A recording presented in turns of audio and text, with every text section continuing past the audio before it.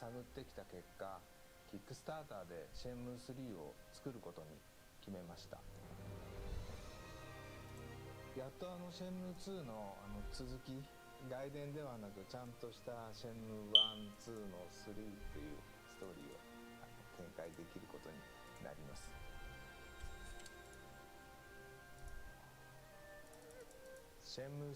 Yo, what up, guys? I'm trying to get 99 attack, boys.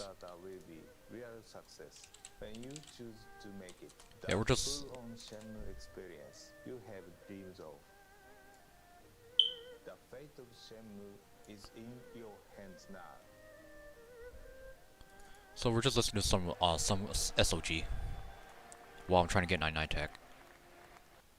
Why, yes. Today's video does begin with an E3 announcement from 2015. Now, if you don't remember this E3 announcement, I don't blame you. There's a whole bunch of announcements that came out. But if you were a Shenmue fan, you would be surprised that after almost 15 years of waiting and sitting around, a sequel to one of your favorite games finally gets announced. Not just a sequel, but the Kickstarter to the sequel. You still got to pony up some cash across the way. Now, ladies and gentlemen, it was kind of weird for me to notice this at PlayStation D3, and at first I thought this was a straight-up exclusive, but then I realized, whoa, it's a Kickstarter announcement. Now, I didn't know about Shenmue this much at the time. Granted, I've heard about this franchise. I'm not an idiot. I wasn't living under the rocks. Many gamer forums galore were talking about Shenmue and how great it was to have grown up with the series, and how if you owned the Dreamcast, it was one of those must-own games.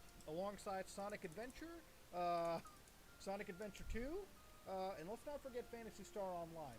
Ladies and gentlemen, Shenmue and Shenmue 2 are one of the cult classic gaming. I'm gonna get yelled at in this game, aren't I?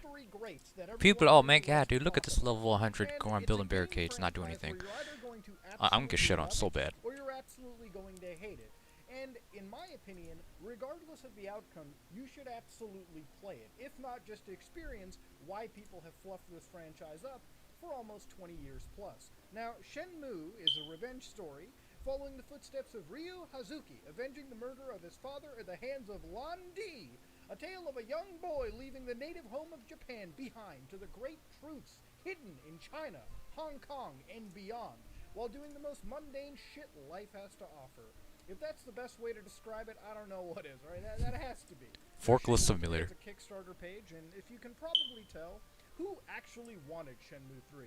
I would say $6.3 million worth of wanting Shenmue 3 actually happened.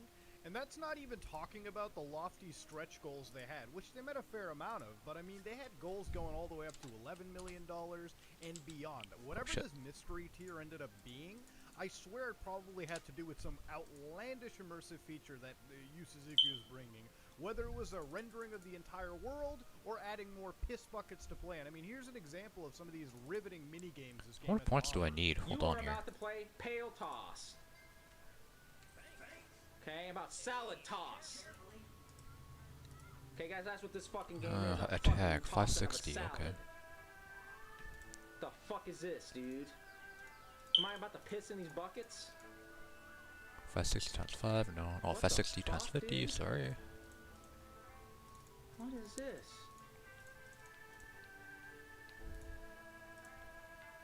What the fuck? Oh, okay, let's throw rocks in the buckets! What the fuck? All of this was backed by the Save Shenmue What the fuck? hashtag, which, believe it or not, fans gave enough money. So I'll think 100 points should be good. Whether or not the conclusion of the franchise actually comes is a whole nother story, but fans did fund Shenmue 3, and it ended up actually coming out.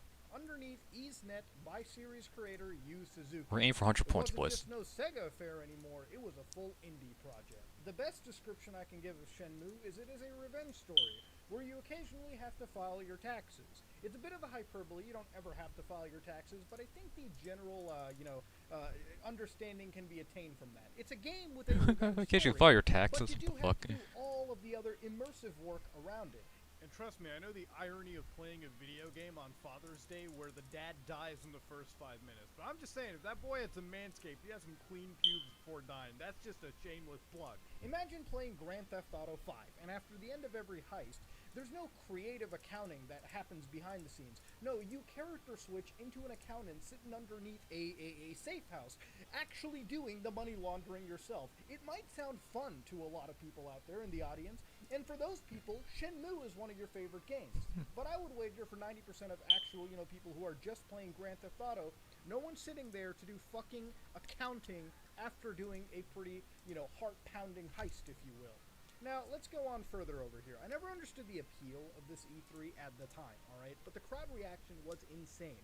Like I said earlier, $6.3 million worth of insane. $6.3 million was pledged by 69,000 and plus people counting for Shenmue 3.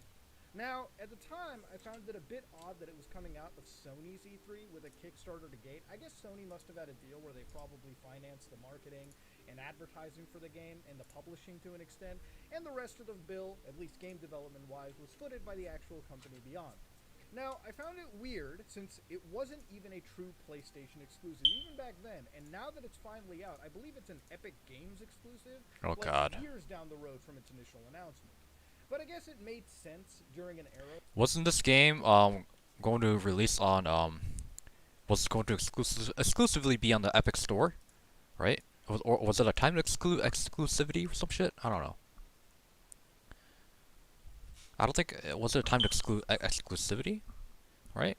The Shenmue 3 was. Let me see. Yeah, was Shenmue 3 a timed exclusive, right? Timed exclusive, or is it like a permanent exclusive but they changed it? I want to see that shit. Hold on, let me research. Do some more research.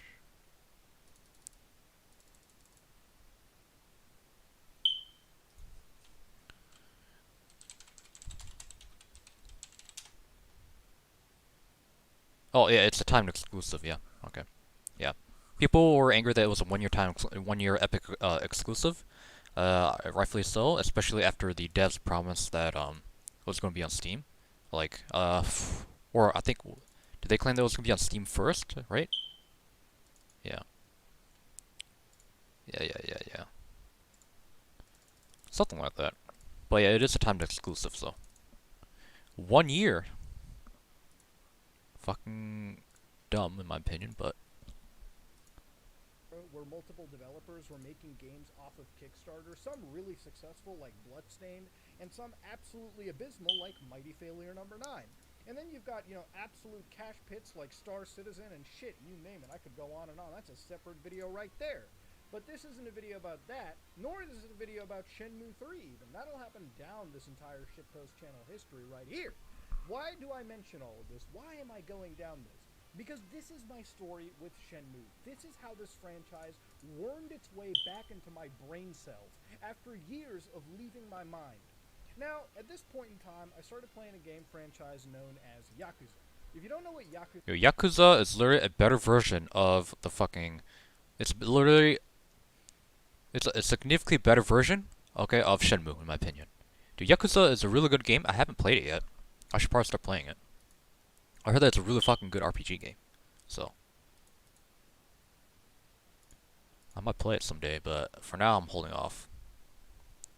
I gotta finish all of my other games. I gotta finish Armor 3, I gotta finish fucking Zelda, holy shit. But yeah, the Yakuza games is like, it's like Shenmue, okay, but significantly better, okay? They take all the bullshit out, most of the bullshit out, and literally, from what I've seen, they take the most of the bullshit out and just fucking, actually make the game better. It's like Shenmue, but much better. It's an amazing beat-em-up franchise spanning multiple mainline games, a whole bunch of spin-offs, completely different franchises that are set in the universe as spin-offs. It is truly a meaty franchise to get into. If you've never played a Yakuza game, I don't know what the fuck you're doing. But there's a great quote about Yakuza. Yeah, what the fuck am I doing, dude? Jeez. Playing fucking RuneScape like a no-life. That comes from my friend Hugbees, who said that Shenmue crawled, Yakuza could run. I would actually wager to say Shenmue fucking crawled out and almost had a heart attack and keeled over, and Yakuza basically glanced at it and said, there's some good things about that guy. I'm just not going to go fucking near it. I'm going to go run off in a different direction, but that's me being different. Now, in my opinion, while If you want a good Shenmue, whatever the fuck you call it, Shenmue. There you go. If you want a good Shenmue experience, play Yakuza. Okay, all right. It's less repetitive. Before I'm saying it's less repetitive and actually, great storyline and all that stuff, fun stuff, and a great RPG game compared to Shenmue. So. I like to think that Yakuza is a far better franchise. It's got better world density, the simulation is better, there's a metric shit ton of things more to do in that tiny square, kilometer of land that they're giving you. The combat is definitely far more impressive through the series. In fact, several games completely change up the combat. Do you know the recent game right now, Yakuza 7, is a full-on JRPG like Dragon Quest? Yeah, you wouldn't believe it if you saw the other 6 games in action. And you know what? This point is subjective, but I'd even wager the story overall, game to game, is far better than whatever Shenmue has offered.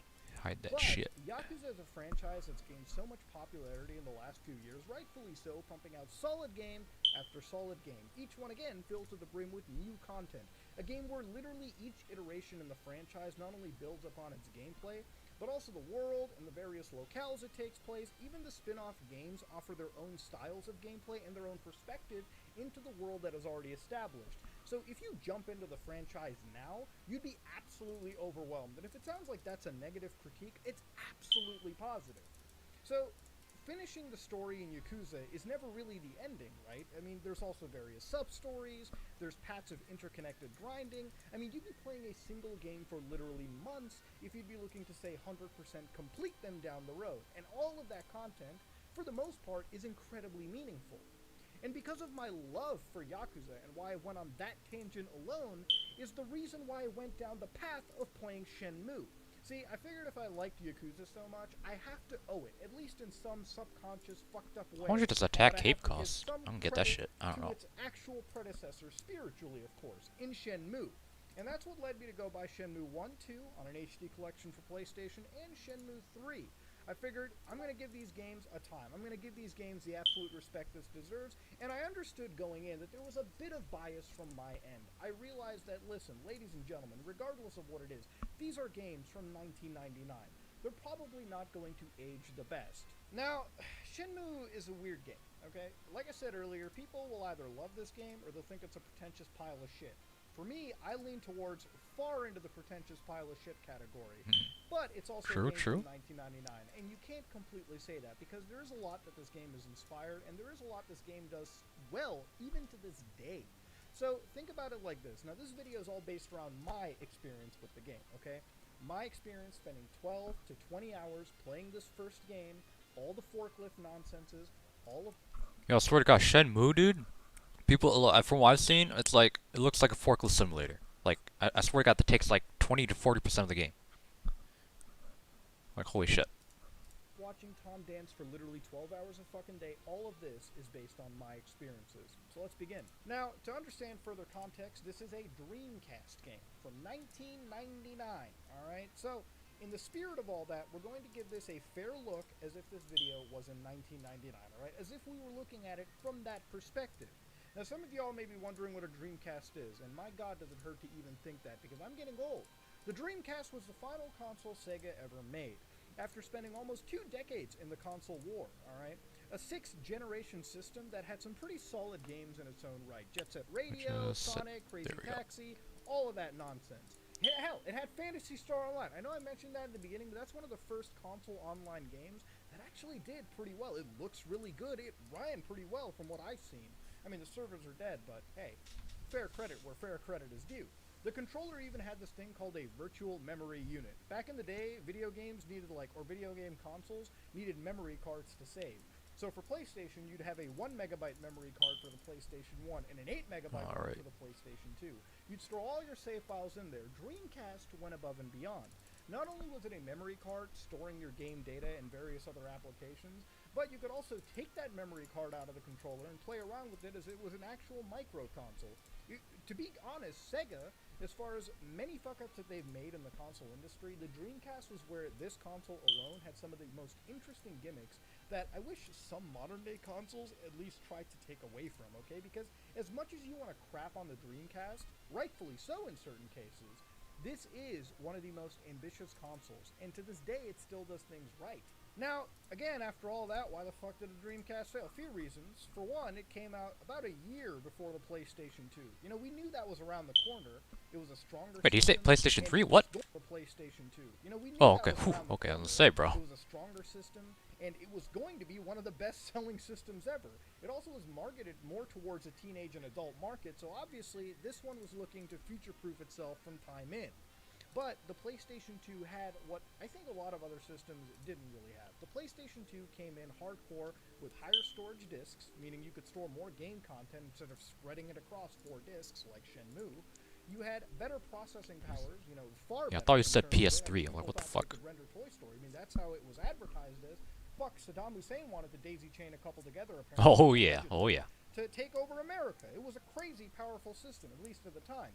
But it also came with a cheap-ass DVD player, which, believe it or not, means a whole heck of a lot when it comes to buying one system for your house that's going to be stuck under your television. It also helped that Sony started pumping out way more cool and mature titles. I mean, you had your mascot games that were going to appeal to everyone, but at this point, gamers were getting older, okay? So at this point, we were looking more towards the next generation of Resident Evil games, the Metal Gears. You know, fuck, games like Final Fantasy were already mature story-wise. It was only a matter of time before they went even further, started to add shooters like Dirge of Cerberus. I mean, we're never going to forget that.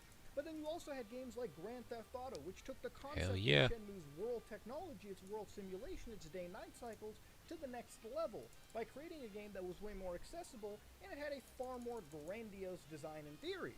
And again, that's not to say the Dreamcast didn't have good launch games. I mean, again, like I said, you had your Sonics, you had all of that. You had your Soul Caliburs, but the reality is this was competing directly with the PlayStation 1. I mean, even the third-party support, you would find games like Grand Theft Auto 2 that would get a weak port on the PlayStation 1, but then immediately look night and day difference, literally, on the Dreamcast. So that was the system it was competing in. It was like a generation... It was a generation ahead competing with the generation behind, I guess is the best way to say it, right? The best way to really put it.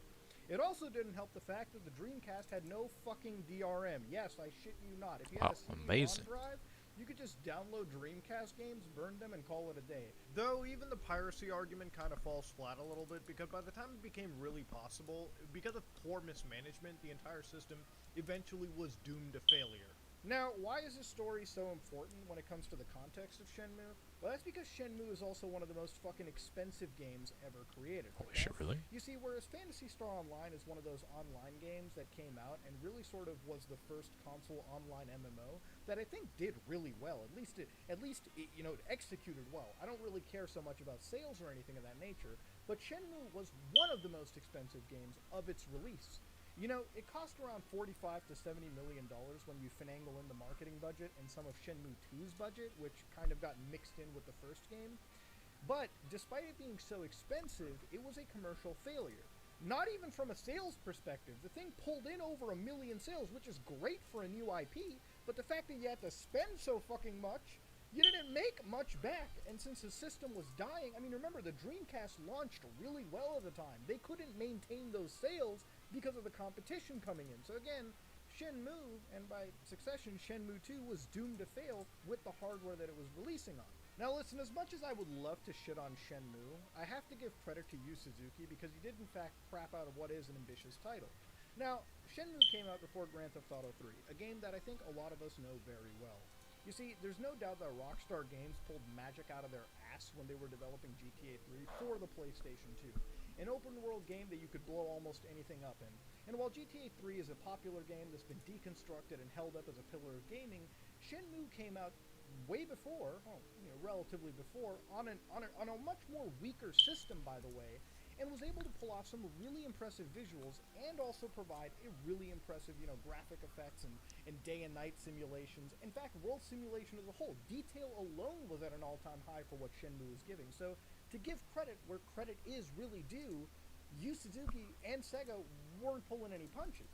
I mean, this is a game that took itself so seriously in terms of immersion that they actually captured weather data from that region on those specific times and inputted them into the game as to add more immersiveness and realism. I shit you not, that's a legitimate options menu toggle that you can go into. See, comparing Shenmue to games in 1999 is the smartest choice, okay? even if you were never interested in the revenge story or the gameplay at all, Check some you'd have shit. people who would just want to see it run and play in the scenes just as a tech demo of games at the time. Yeah, I mean, it was rough around the fucking edges, but holy shit, it's in 1999, guys. Computers are about to go full fucking Y2K 2 days down the road. So enjoy your goddamn gotcha simulator while you're fucking at it, okay? Enjoy your revenge story. God damn! As far as critic reviews went at the time, a lot of people really did appreciate the graphics for its release date. I mean, I'm not the only one saying that it doesn't stand the test of time. There are people to this day that'll look at Shenmue and say, wow, it was impressive. I mean, go look at the Digital Foundry videos. They covered it really well on DF Retro, looking at the visual style and its makeup still working well to this day. And, you know, despite all of that positivity, people were critical of the game's slow pace, and the fact that it wasn't exactly the best game out on the market. I mean, shit, you were looking at a revenge game that was more of a technical fucking demonstration for looking at things really goddamn closely than it was an actual action-adventure game. But hey, let's get to it. Shenmue begins with Ryu coming home to see that his father is being attacked by an individual known as Lan Di, a very important antagonist for this franchise, dying at his hands no less. Lan Di shows up to take a mirror away after killing Hazuki Sr., leaving Ryu to grieve for his dad. A few days pass and Ryu wakes up nightmares later, and he decides, maybe I should get some revenge. Now at this point, this is where Shenmue's genre really does come into question. Is it an action game? Fuck no, barely. I mean, in terms of actual combat, there's only a few times I feel I've ever gotten into actual combat. Is it an adventure game? Well, yeah, but I guess by that definition, fuck, anything must be an adventure game. Shit, Toilet Simulator must be a great story if you're using that as a metric. No, see, this is more a immersive simulator. I think that's the actual Forklift simulator that we're hitting. Interactive cinema is a name that I've seen tossed around over here. Walking simulator would be one that people would showcase. Not in Shenmue's case. No. See, this is still the apex of its craft. Now, the first section of the game, Ryu's bedroom, is a great showcase into what Shenmue really prioritizes, which is the fact that every individual drawer can be opened and closed. The closet door, yeah, you can fuck around with it. Every individual item, hold the L2 button, zoom in, you can peek into it, you can grab it, manipulate it around. Every single detail is captured. As much as it can be for a Dreamcast game, okay? But still, even by that metric, it's a lot of detail to capture. And it's not just Ryu's room. It's the household, it's the yard, fuck, it's the entire hub world around you. Nearly every building is enterable and explorable to an extent, within reason. And in Shenmue 2 and 3, it only gets even wilder. But for Shenmue's 1 case, understand, this blew people's minds respectively. Yeah, maybe it's not so practical, but Shenmue's world isn't also that big either. But again, even for back then, rendering just this small location with this impeccable of detail is pretty commendable. Now, of course, you have this notebook, which is sort of the objective marker for the game. Again, it's all immersive, so this is where Ryu will write what the next course of action is, or a general summarization of events that have happened before. In the first couple pages, you'll find numbers for emergency services, so if you do want to call the cops and let them handle it, you can, until Ryu decides to linearly tell you, no, I will avenge my father myself. That's a better way of doing it, I guess, for whatever reason. No, I'll avenge my father's murder on my own. Ryu's first objective is to track that black car that we saw in the yard the day of the dad's murder. And here's where you're going to go into town and you're going to talk. And there's a couple of hub worlds, too.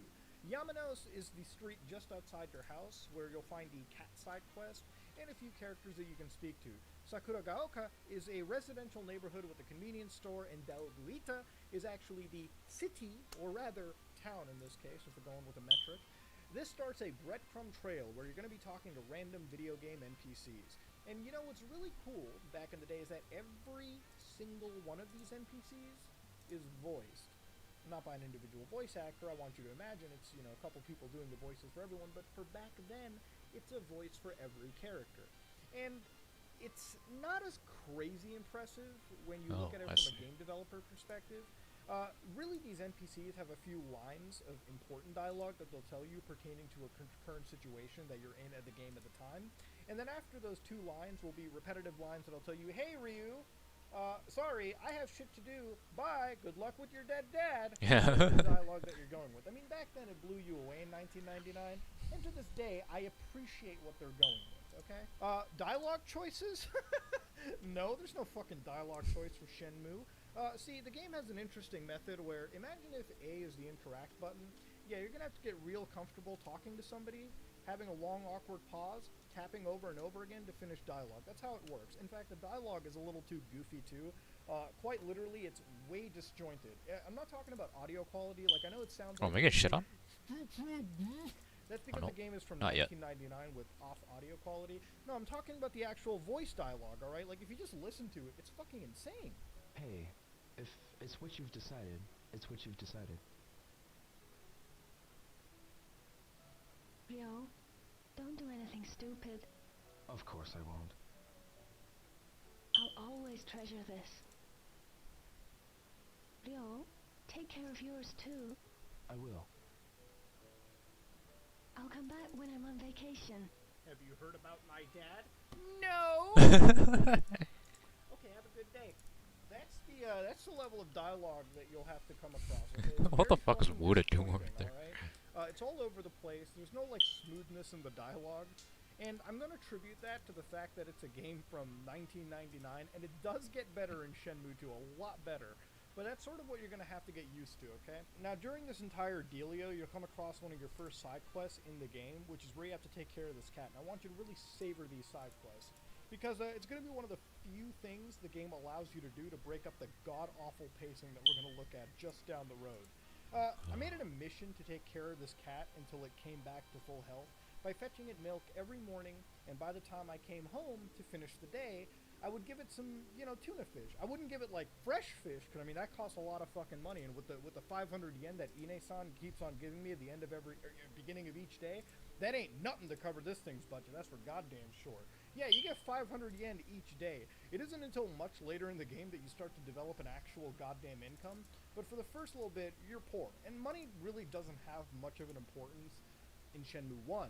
It isn't until Shenmue 2 when you start paying fucking rent, but that's a whole separate story. Shenmue 1's money requirement isn't really that necessary. There's a few things you can do with money, like go to convenience store and buy batteries.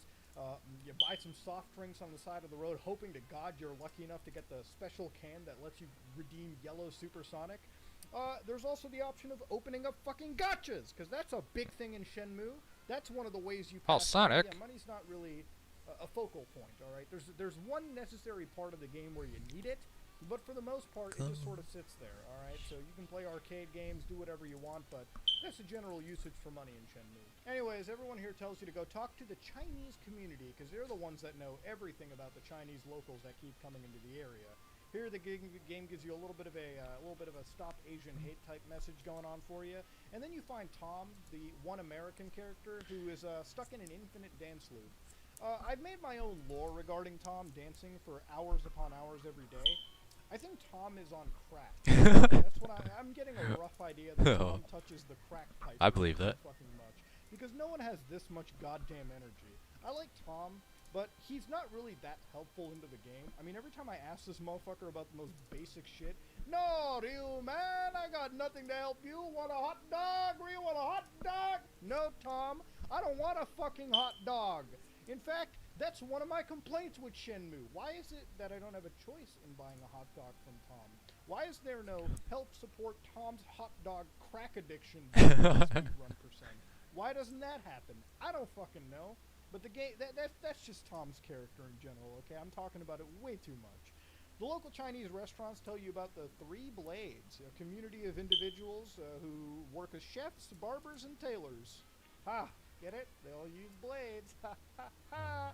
Anyways, you end up finding out from one of the Chinese elders that the person who killed Hazuki Sr. actually belongs to a Chinese cartel. And you're better left up talking to sailors. And boy, the fucking sailors. You know, anybody you'll talk about who tells you about Shenmue will constantly mention the sailors. Oh, the sailors. Now, finding these sailors involves that you wait until 7 p.m. And I'm going to give Shenmue some goddamn credit here, okay? Shenmue, believe it or not, ladies and gentlemen, has an absolutely impeccable day-to-night cycle. I swear you could look up at this game and see actual proper star constellations. It's not hard to do that, but for 1999, good job, Yu Suzuki. You did a bang-up job on that one. Now, after 7 p.m., the day turns into night, and Ryu is out of town. The bar district has opened, and you can actually go inside and play pool with one of the sailor groups. A mini game that I've never been able to successfully do right. I swear to God I can't play pool in a video game. So I ended up fucking this shit up, and eventually during the night you'll find one real shady one tucked away from the in-game street maps, by the way, no less. Now, Heartbeats is the bar that is full of the absolute shadiest of scummy characters. So shady, in fact, that the game introduces you to one of its core components, QuickTime events. Oh, you might be like, what? QuickTime? Yeah, Shenmue popularized QuickTime events. Actually, I think Shenmue brought them into the party. You might be thinking, that Dragon Lair game I saw on AVGN. No game does QuickTime events as immensely as Shenmue. You ever wanted to put a controller down in the middle of gaming? Fuck that with Shenmue. You're never going to do that shit success. The game will give you a QuickTime event just for blinking sometimes. Straight fresh hell out of nowhere. And while I'm okay with that, you know, I've played games with QuickTime events. Resident 4. These QuickTime events have literally no chill, alright? And let me tell you something. The window of success on these are so inconsistent, it's not even funny. Some of them, you'll be able to hit with relative ease. Sometimes they'll flash an arrow on the screen, and if you're not touching it at that right fucking nanosecond, you will fail. You're allowed to fail a few times before the game immediately screws up that checkpoint or the QuickTime event floors you. And the stakes are so low in that regard. In fact, Shenmue's difficulty is so low that the game will just consistently allow you to fuck up. You can fuck up like 100 times, and the game will just rewind you back, and you can continue like nothing happened. Now, there are some exceptions to that rule, some exceptions, but in generally, the game doesn't have any problems with players screwing up. Even the battles alone, which there are only a handful of, you can choose to screw up, you can actually lose a few times, and I swear to God, I think the game just gets easier or gives you more health, or it maybe makes you damage even harder, just to make the battle easier the more you fail. So, Ooh, nicely losing colored in Shenmue splatters isn't here. a big deal. You're always gonna win. This game is literally a fucking participation trophy for like 99% of its audience. At Heartbeats, you find out there's this fella named Charlie that has some more information, and this is where, oh boy, the real problems start showing out. Finding Charlie isn't exactly the hardest thing. You just, wait a minute, stop! I know, I'm telepathically understanding, wait a second. As awkward as the dialogue in this game is, as awkward as this moment is, you're probably wondering, Muda, what's up with the fighting? Good question, because literally an hour and a half into recording this fucking game, I have found out that this is where the first fight technically begins.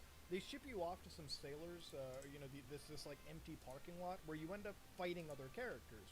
Now, let me explain the fighting in this game. As little as there is, most of the time you'll ever touch the fighting engine is if you willingly go out to practice. There's a lot of moves. Hell, I think there are ways to even level up the moves. But the combat is generally weighty. In fact, I believe it's quite literally just ripped out of Virtua Fighter to an extent. There's a punch, there's a kick, there's a block, there's a grab. There's combinations you can pull off, and there's skills that you can find in the world, buy, and then learn. A little meaningless. I mean, the combat is easy. Like I said earlier, no matter how much you lose, I feel like the game just gets easier as time goes on. Eventually, after a few fights and talking to people around the time, you track Charlie down to this apartment tattoo parlor. And that's where the big problem now arises. See, Shenmue uses a 24-hour time system. Evident, since I said the, day-night cycle is a thing. And you probably noticed in the gameplay footage, there's a clock, alright, up into the top right. See, that clock is running in, I believe, 4 times real-world speed or something. Like, it's a faster version of real game time. Point is, you are going to spend each day waking up at 8 a.m., and you're going to go to bed past 8 p.m. or 9 p.m. See, you can't go to bed early, alright? You can't pass the time unless you just walk around. No, you literally have to sit there and watch the time manually pass. I've heard people say that if you open up the watch in the game, time passes faster, but I honestly think that's either madness invoking into me or it's a fucking placebo effect. Because this game has some long, bullshit pacing wait times, alright? There's a reason this game is unspeed runnable sometimes. Let me explain it. So, let's say that going to Charlie at this apartment parlor, right, you find out where it is at 3 p.m., right, that day.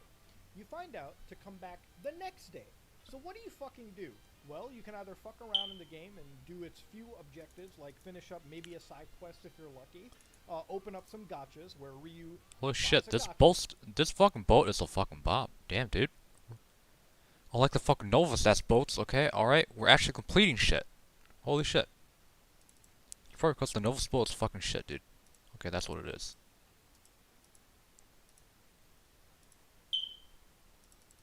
You know, I've been shit talking about the Nova boat a lot. Am I gonna get banned? Okay, I might get banned for that. I mean, it is technically. I mean, I'm using some slurs here against the fucking Novus boat, so, I mean, maybe not racial slurs, but, definitely using some, you know, insults there. I might get banned. I don't think they're gonna do that shit, you know. I'm not DSP. I'm not low tier god. I'm not Wings of Redemption. Not yet, not yet anyways. Sure.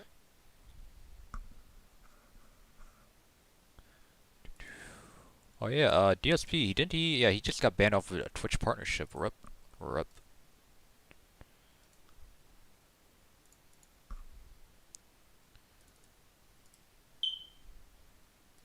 I'm pretty sure he got banned because, what's it called? The fucking, he was being toxic. He was just being toxic in general, yeah. Toxic, going insulting people and shit. I mean, you know, wrongfully insulting them, so. He was just being toxic to people. For like 100 yen, opens the capsule, looks around it. Oh, that's Sonic, huh? Oh, that's a that's a dice. You either do that, you drink some soda, you buy some shit at the convenience store, you walk around, you look at Tom fucking dance. That's all you can do. So you have to make sure you kill enough time for 3 p.m. in-game to turn to 8 p.m. so you can move on to the next day. Then you wake up at 8 p.m. Now here's where the pacing gets even more fucked. The game will tell you show up around 1 p.m. So now you leave the house at 8 a.m. You feed the cat, you do whatever you can. There's no fight really to happen. Maybe there's like an optional cutscene to watch, but you're literally waiting from 8 to like fucking whatever time the game tells you to do. And this is what kills the pacing, because 99% of gamers are just either going to be on their cell phone. I have fallen asleep, alright, waiting for an objective to kick in on this game. Yeah, the veteran boat is... The veteran boat and the intermediate boats are bomb, okay? You gain more points per hour. People don't fuck up that much, okay? Novus boat is obviously full of nubs. Full of nubs. Okay? What's good about the intermediate and veteran boats is that you get to have all the trees to yourself. Okay. How poorly this section is paced. There are not enough activities in the game to make this time go by any faster, okay? After you've played the arcade games for like a few hours, after you've done boring shit for enough, there is not enough activities. There's only so much of Dobuito a player can run around and experience until they get fucking bored. This is what kills the pacing if you're interested in the revenge story at all. Like I said earlier, this is a game that invests you... This is a revenge story that has you filing taxes every once in a while. You're gonna have to do boring, mundane shit. I wouldn't be surprised if Yu Suzuki at one point had a BM movement mechanic in the game where you had to regularly take pisses and shits. I'm surprised that Yu Suzuki didn't input a fucking choke the chicken minigame so that you can sleep well at night. I'm surprised basic shit like that isn't put into the game at this point if realism and immersion is what you're going for, okay? You know, sometimes story progression can just be, hey, talk to this person one day. You know, just have one conversation. Hey, show up the next day. And then you just sit there waiting and watching Tom dance every fucking excruciating minute of the day. So, after the next couple days of this, you know, nightmare in purgatory storyland, Ine-san ends up giving you an actual letter written in Chinese. You find this little Chinese kid getting bullied just outside your house, well, a little down your house, by some gangster rejects. I mean, who's bullying a little kid? Get the fuck out of here. So once you get into, like, what, the 1 out of the 6 fights in the entire game, you end up saving this Chinese kid who takes you to his grandmother, who then converts and translates this letter for you. Inside the letter is a passphrase. Father's Heaven and 9 Dragons, Mother Earth and Comrades, each of these corresponding to their respective partners and phrases. You get a phone number and a warning of those who pursue the mirror. Remember that mirror we saw in the beginning? Yeah, that's all tying in now. So calling this number leads you to a goose chase where you go to the final hub world in the entire game, which is the new Yokosuka Harbor. The Harbor hub world is one of the second biggest hub worlds that you can find, and at this point, once you've reached this level of the game, this is where you're going to be spending a great chunk of your time. So here you have to find warehouse number 8, and here you spend the entire day talking to everyone. Whoa, 4 more Now, games, this harbor boys. section is where I really want to reiterate one of the Or actually, I do a strongest couple more points games of after this, Shenmue's actually. gameplay, right, or Shenmue's experience, rather. Now, going to the harbor, every bus has its schedule. You know, they change differently depending on whether it's a weekday or even a weekend or a holiday. And what's even more important in this situation is when you get down to the harbor, how are you finding warehouse number 8? Or is it the numbers on the side of the warehouse? Is it talking to the various people around the harbor?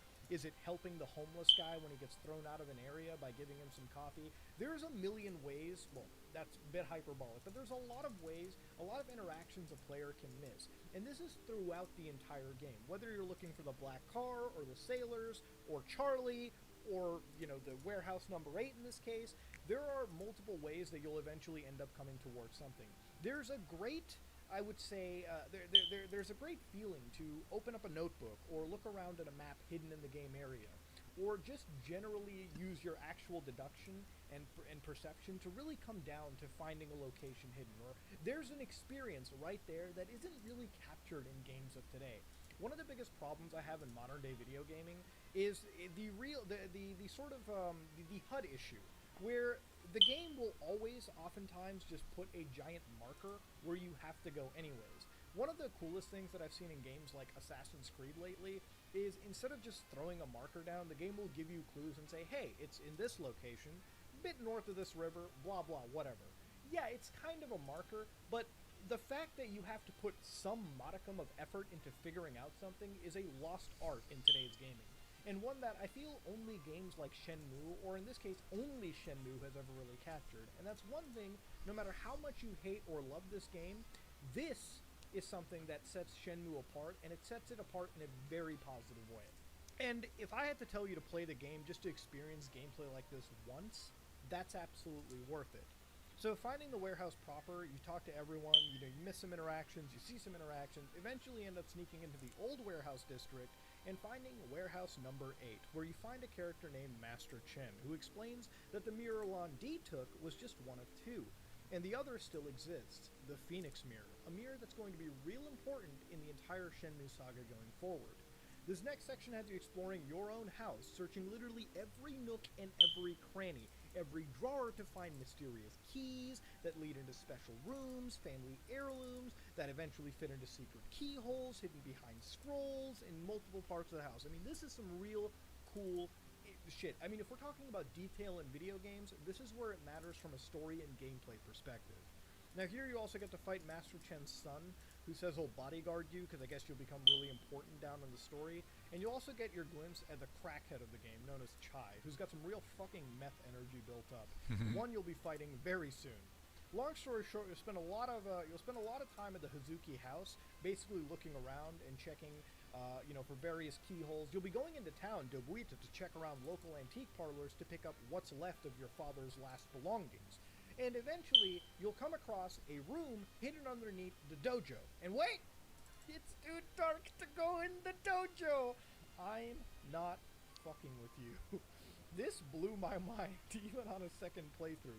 The game makes you go out and fetch a fucking flashlight, or light bulbs, whatever your choice is, to continue looking. I shit you not. So, guess what? I had to leave the dojo, run outside, and hope and pray to God the store was open, which it was. I went to the store, the convenience store down in the city. I bought some flashlights, I bought some flash bulbs, I bought whatever you want to call it, and I came back and finally continued my exploration.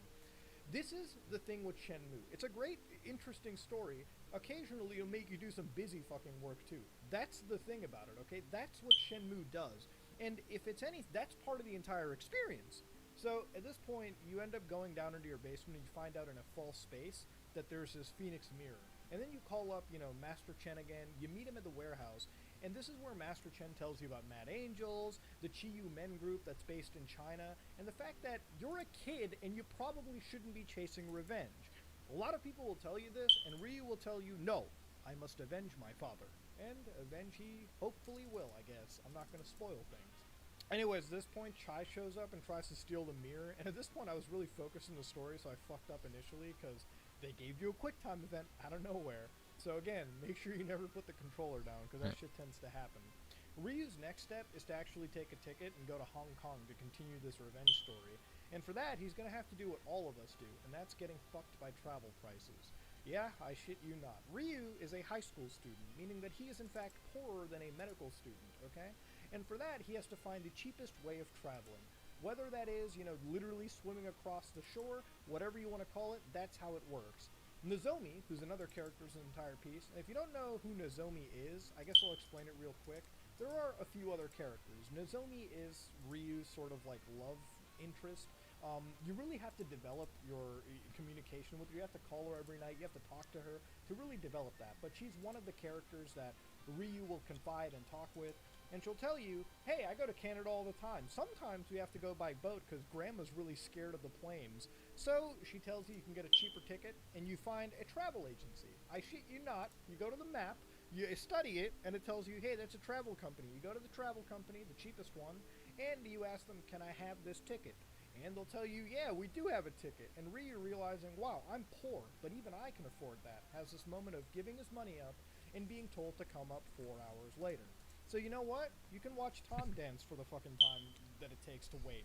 And you come back 4 hours later, and you're getting scammed, obviously. So, one quick time event and fight later, you find out Yo, that... Mudahar is the best Indian scammer. 10 out of 10. Okay? Alright? He could fool me anytime, even with the American accent. My god, dude. Yo, Mudahar is the best Indian scammer. Okay? He'd be the perfect Indian scammer, bro. Like, no doubt. Let me check some shit quick.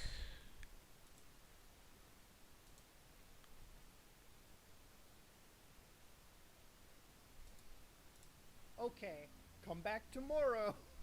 Come back tomorrow to get your fucking ticket. So now you watch Tom dance a little bit more, you go to sleep, and you show up at the arcade. At the arcade, you find out that Chai is over there, the crack den meth addict that he is, shows up, eats your fucking ticket, and starts a fight with you. Now, of course, understandably, you probably want to fight Chai back too. But Chai, being a meth addict, has about 30 plus to strength, so if you think you can beat this guy, never gonna happen. Some people have, and the grand reward for that is nothing. Right? There's nothing that you get by losing or winning this fight. You're just supposed to lose it anyways.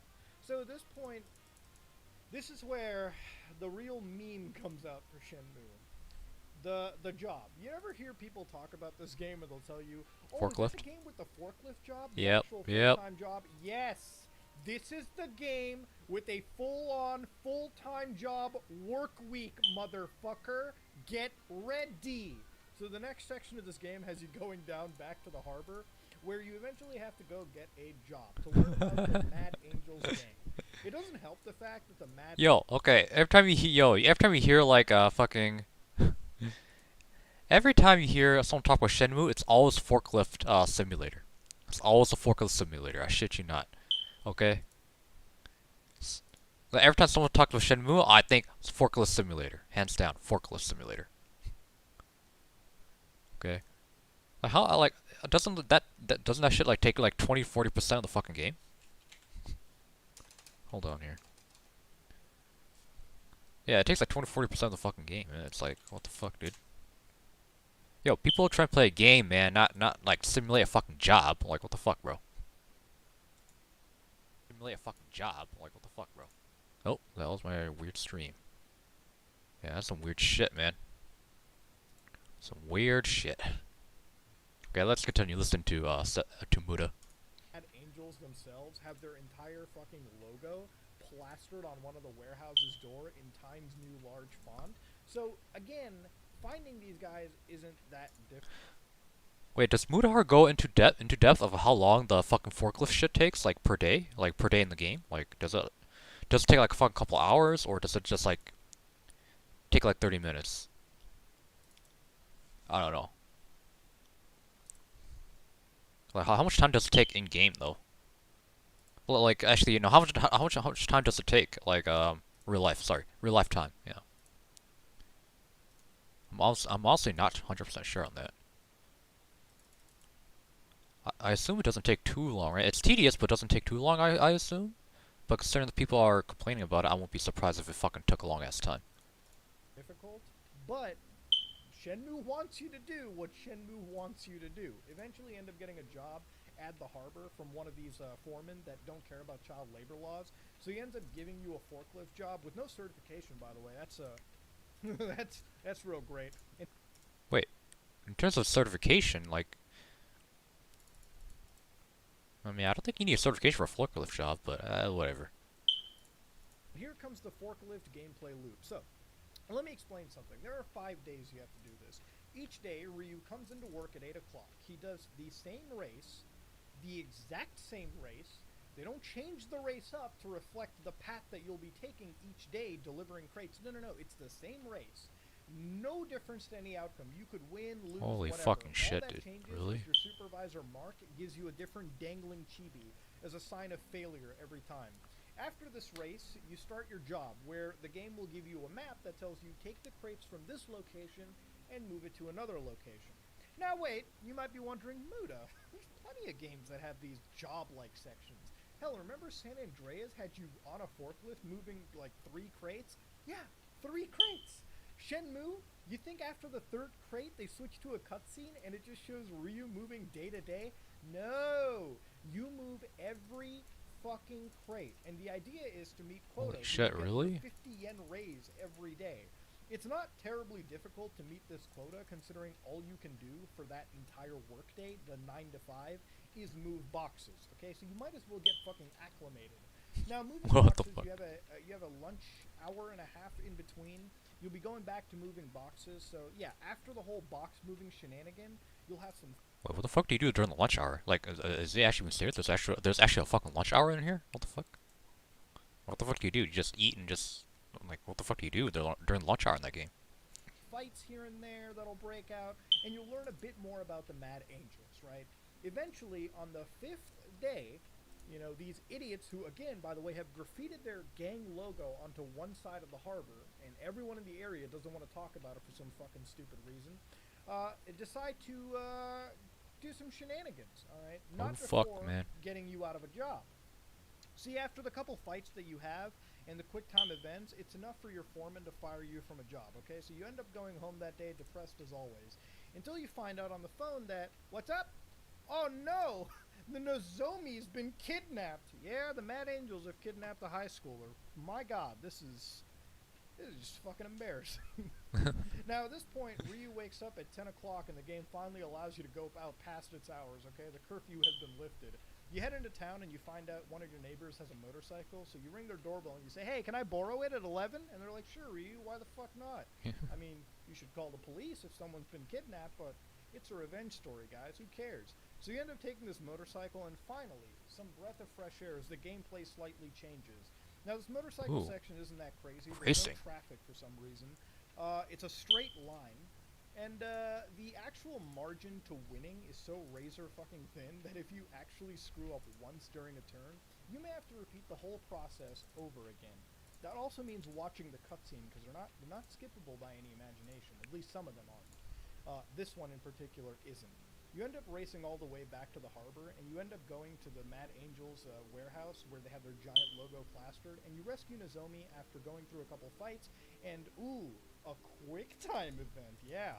Nice. After this, you end up making a deal with one of the bosses, and you say, listen, Yo, you think that Resident Evil 4 got inspiration for its QuickTime events? Okay, from Shenmue, the Shenmue games.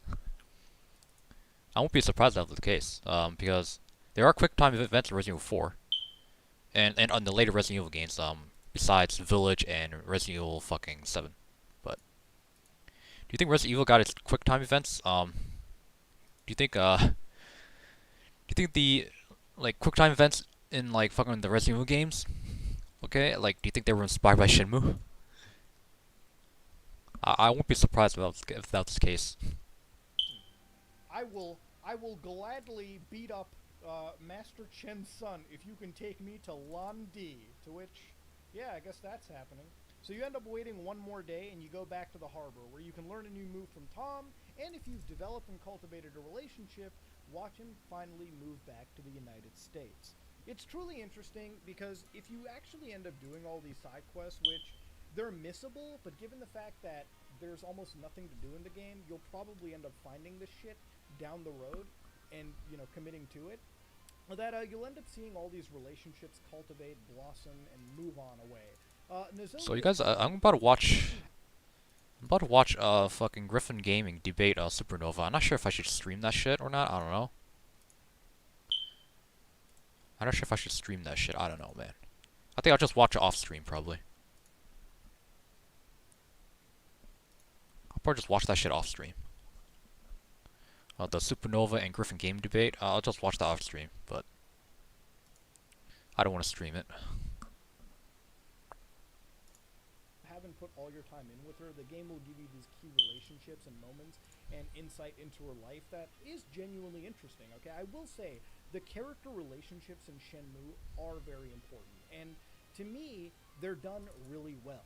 So anyways, Tom ends up moving back to the States, teaches you a couple moves, and you're finally able to move on to kicking Master Chen's kid. So you end up fighting Gui Zhang, and Gui Zhang ends up, sort of taking you on for real, until you find out that, oh no, it's a setup. I made a deal with the devil! So this starts what is known as the 70-man battle. No, it's not some battle royale. No. See, what happens is you and Gui Zhang are tossed into this literal 70-man gauntlet with full of actual minions and mini-bosses. Now, these guys take Oh, what? We lost? The fuck? waste, but this is the definition of Mace, being that's like my fucking first loss, dude. Now, this section This damn boat. isn't necessarily difficult, but you're gonna have to get used to either two things: learning the fucking fighting mechanic, which I never did, or cheesing it. There doesn't seem to be much fighting in this fucking game.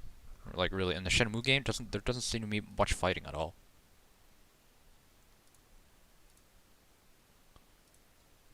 Yeah, if you guys want a good Shenmue experience, play Yakuza. Okay, Yakuza's like I haven't played the game, but I heard it's pretty good, and I've seen gameplay of it, and it looks fucking interesting. So I haven't I'm not sure.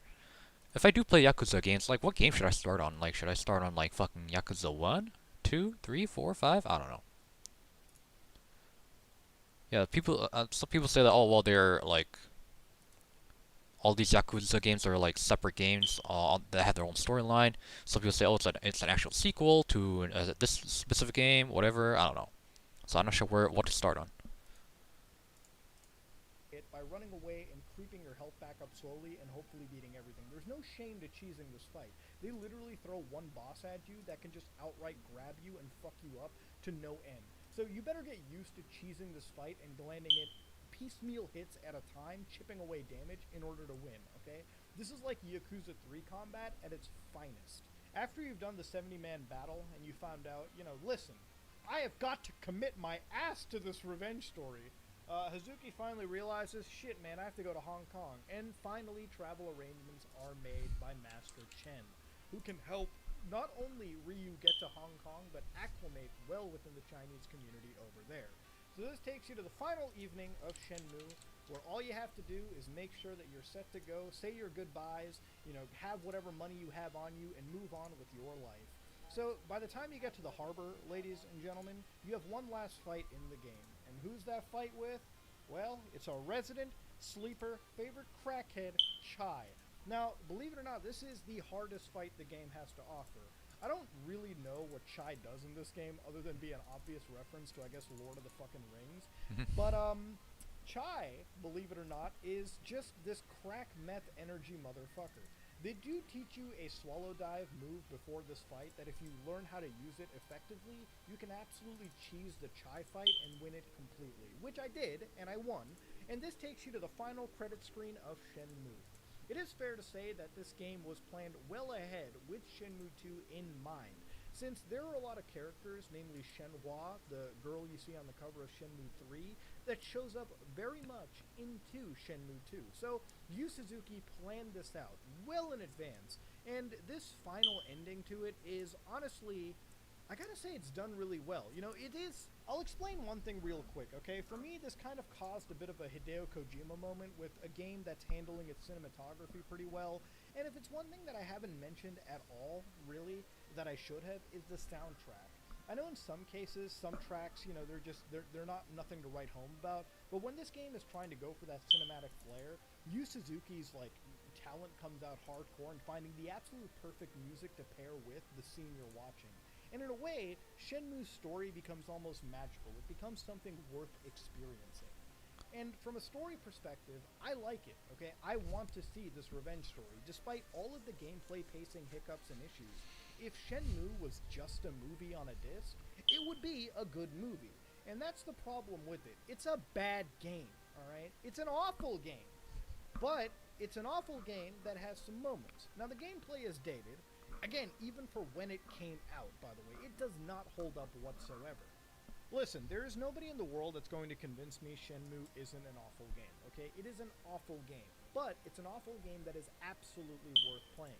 Because while the gameplay is dated, for sure, you know, nobody can tell me the combat system isn't dated, the movement tank control isn't janky even for 1999 standards.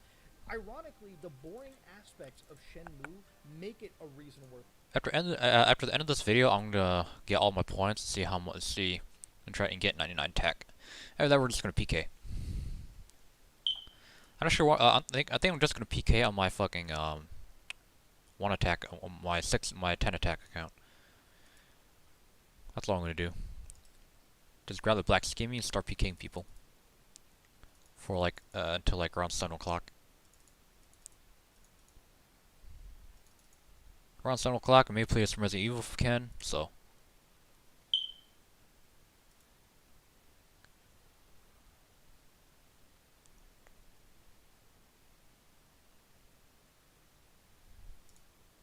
Make it an experience jumping down into. Because the gameplay that makes it the strongest is the gameplay that has never been recreated in modern day gaming at all, which is this level of immersive exploration. This concept of, hey, I have to go down to the harbor and find this individual. You're not just going to find him through a marker. No, you have to go to the harbor, you have to talk to the security people, you have to talk to the cafeteria, you have to talk to the fucking hobo, you have to get into a fight here and there, you have to watch, you know, generally, there's a lot that goes into this game that has never been done. For better or Yeah, not everything. From what I've seen, not everything in this game is bad, but you know, it's definitely one of the worst. I won't say. Oh boy, it's definitely a below average game in my opinion, but. Or for worse in modern day gaming. It's a revenge story with an absolute hard-on for fucking immersion. The soundtrack is definitely underrated, like I said before, but even more underrated than that is the phenomenal detail for the time that this game came out.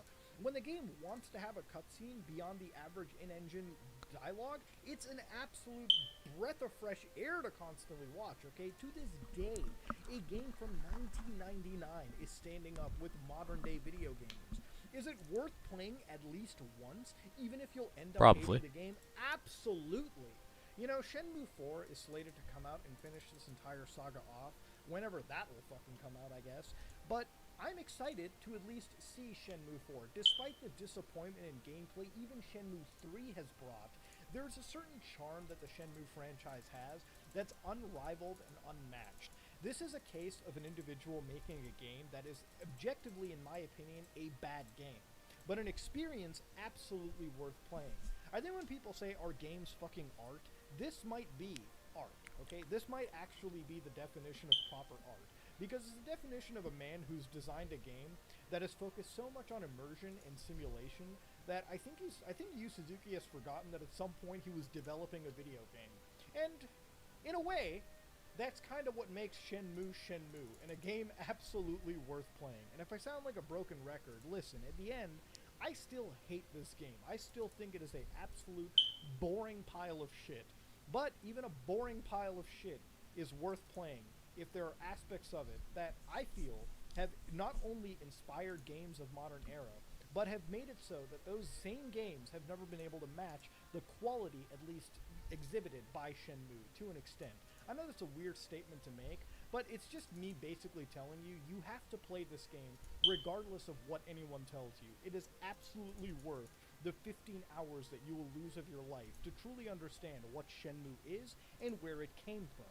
And you know what? If at the end of the day you want something to refute that statement, I'm the same dumb motherfucker that platinum Death Stranding. So maybe that makes my opinion invalid.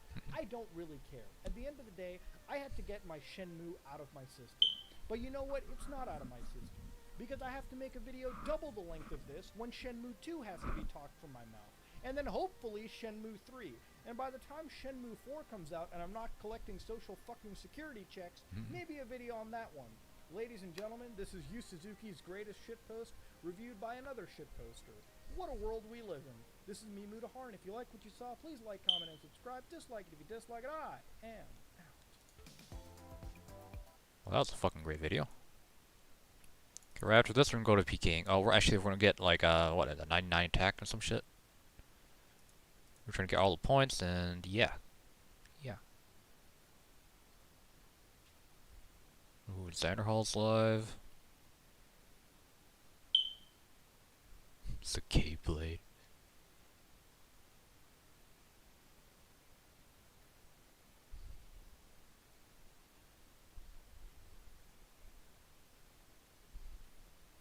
There we go. Okay, we're good. We're good.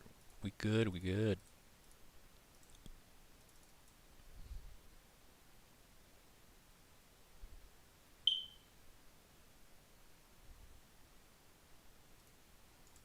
Exchange, attack, 100 points.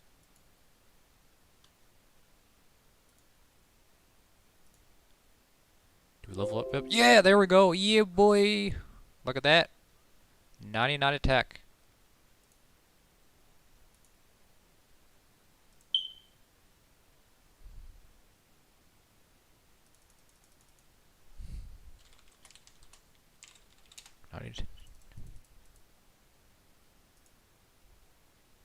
Fuck yeah, boy.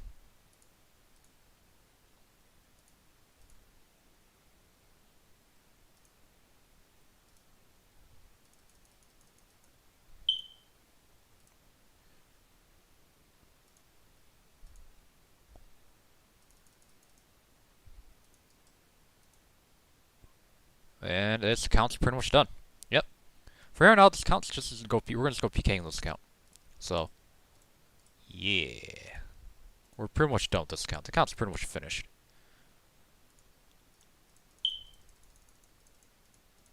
Actually, I'm gonna keep that shit on, actually. Yeah, leave it off. Whew, my good. Holy shit, boys. I'm gonna get the 99 attack cape now.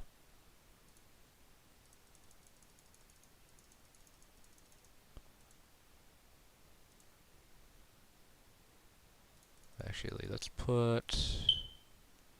turn them songs on.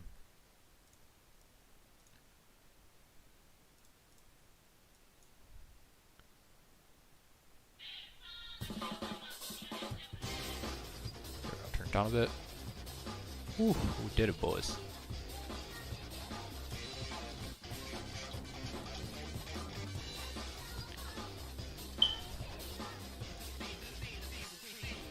Okay, let's teleport. How do we get the attack cape again? What the fuck?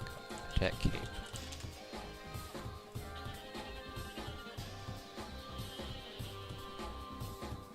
$99K coins. I can afford that. Give me that. Games necklace. Where's that at? It's here somewhere. There it is.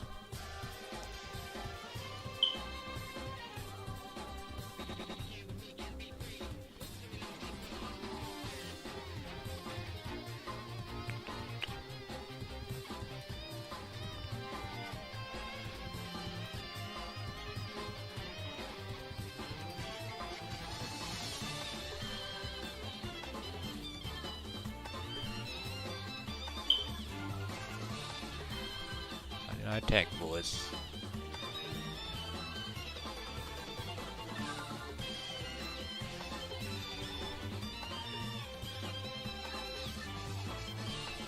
Better teleport to Varrock. I can't.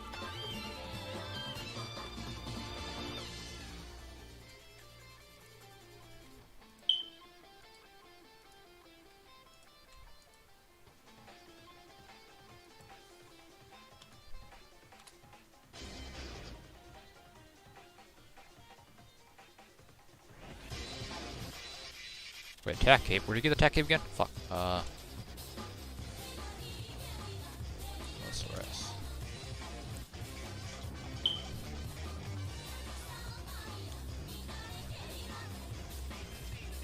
Where's the jet at? Oh, this guy. Fuck. Where's he at? No, I don't want a strength cape, dude. I want the fucking attack cape. Hold up.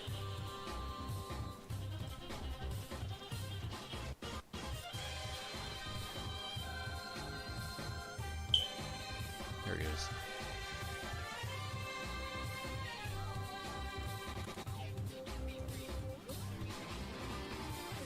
No, no, no, no. I want the cape.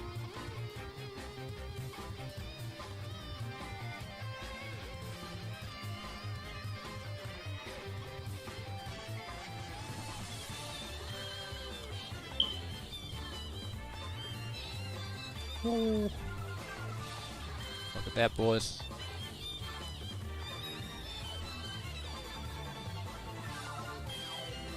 Skill cape. Look at that.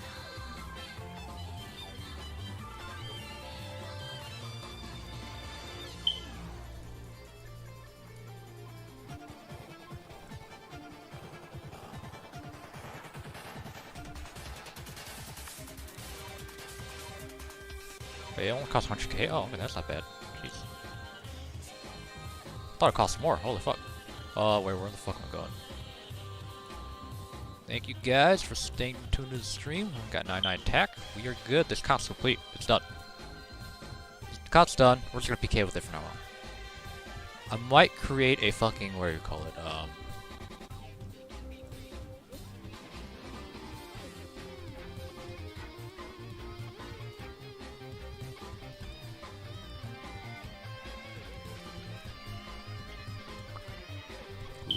Let's see.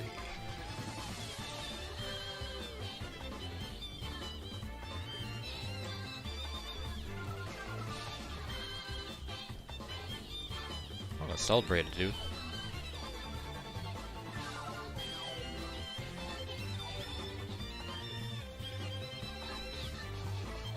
Hold on, boys.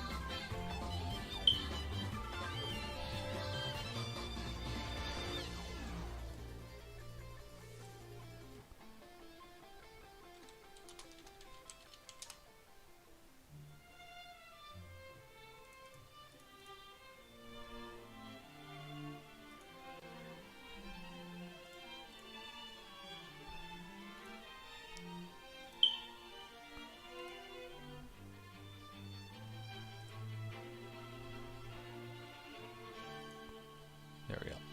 Okay.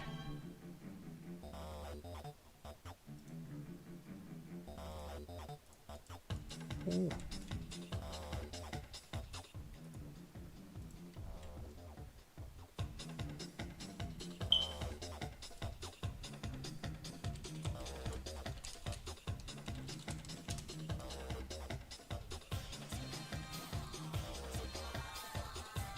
Look, someone's gonna be like, yeah, we don't care.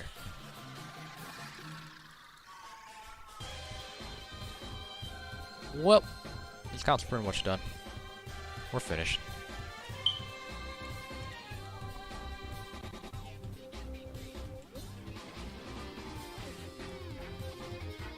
Strength cape, strength hood.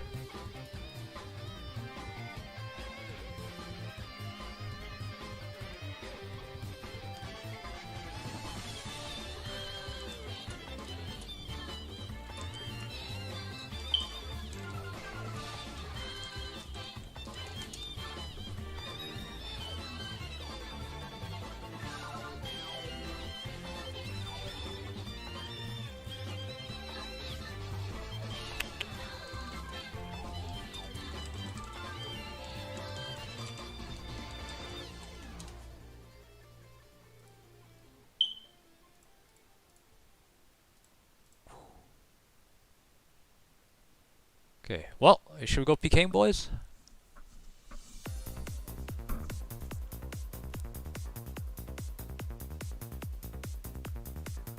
Yeah. Yeah, let's go to Blast Furnace and just, you know, show everybody.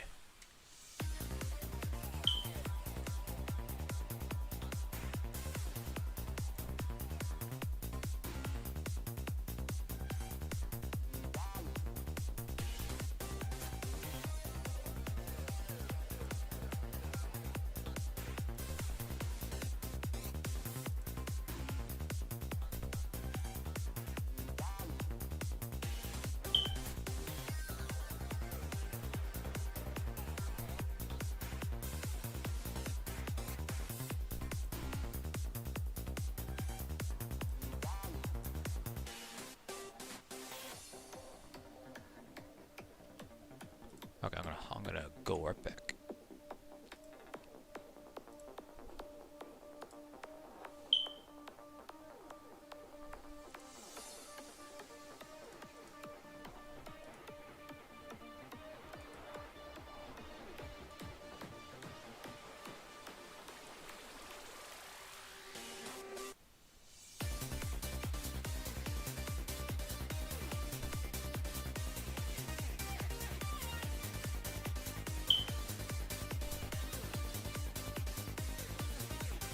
Ah, yeah, whatever. They're not in the world right now, so.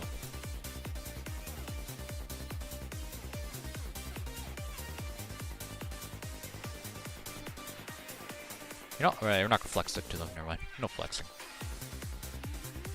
We're not gonna flex. We're good. We're gonna go back to pking. Okay, I'm gonna teleport back to Varrock, actually.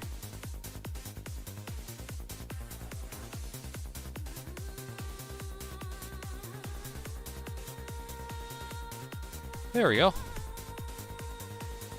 You know what we're gonna play? I'm gonna play my pking account. God, it's like the fucking PK world's like at the fucking end of the fucking world selector.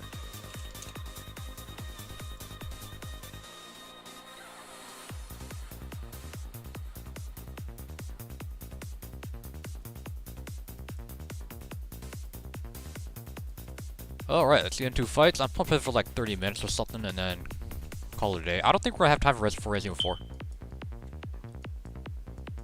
Probably not gonna have time for Resident Evil 4. Maybe later tonight, maybe? I don't know.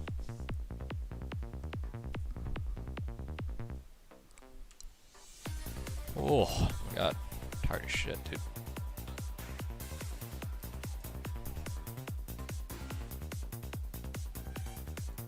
Oh, 42 HP, good luck.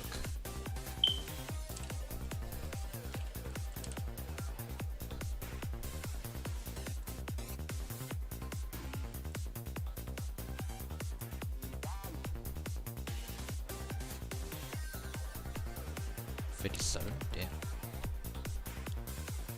Okay. Alright. Hopefully no one targets me because I absolutely have like... You only get like a fucking black scheme, bro. I can just scald somebody.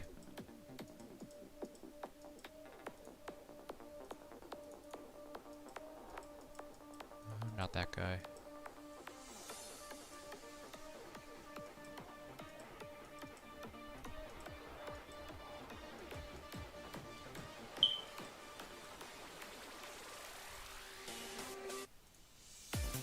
There we go. We're ready. We're good. We're all set.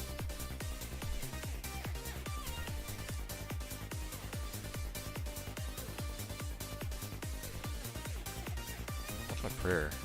Is it that? Okay, it's that. Okay, it's fine. Time to get their own prayer later. Man, dude.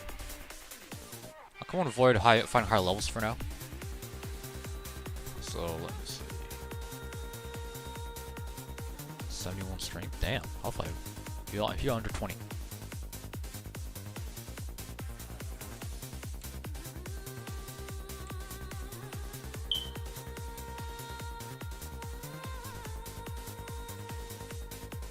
No, he's not gonna fight. Oh, okay. That works too.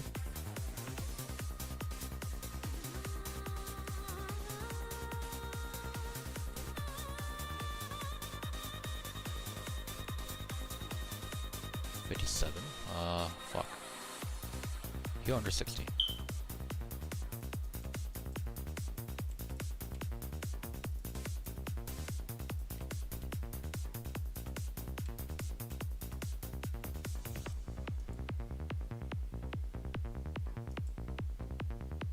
He's risking nothing, is he? He's not risking anything? I don't think he's risking anything. What are you risking? Looks like he's the one who wants to fight. I'm not so sure about that.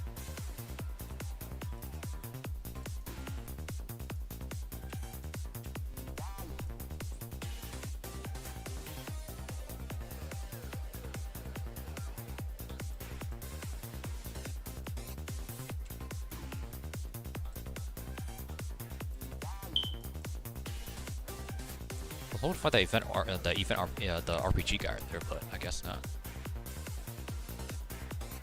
Like, is he actually legitimately fighting, or is he just standing there doing nothing? Wait, are these two people alike? Oh, they're both linked, aren't they? Oh, those two alts. I think those two alts are alike.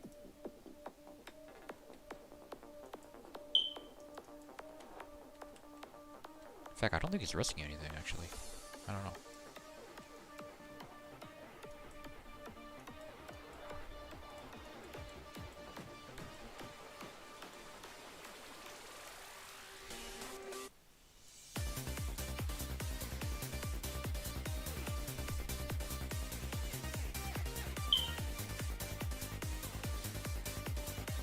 Oh fuck, who's attacking me? Who attacked me? Which one of you attacked me? Oh, it's you. 51, 35 defense? Oh, hell no. That's not... No, we're not doing that. Defense is a no-no.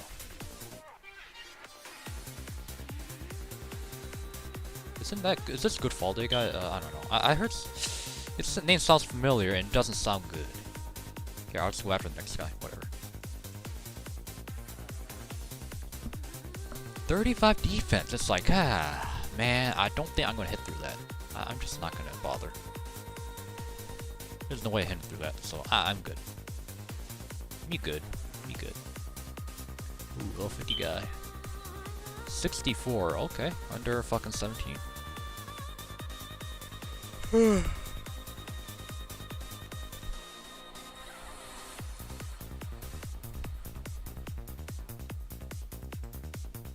Some Slayer. 66. Ooh, under at 17? At 18, I guess. I don't know. But he's higher level though. I typically won't avoid those people. That's what I would. That's what I do. Mobile Joe. What's their strength? 55. I'll take. Never mind. He's a little low though. I don't know,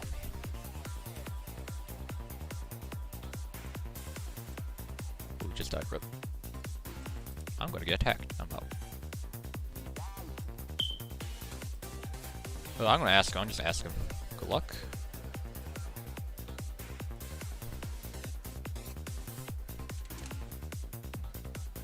It's a yes or a no. If he says no, I'll fuck off.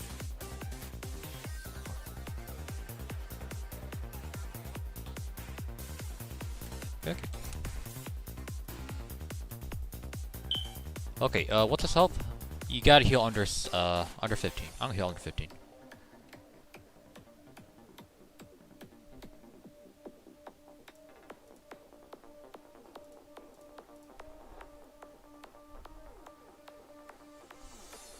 Ow, fuck, that hurt.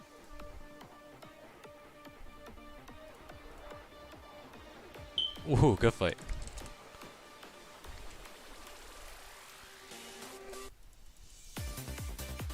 I asked him. Okay, I didn't just sit down. He wanted to fight, so it was fair. Oh, you want your stuff back? You just gotta ask. Just ask him, guy.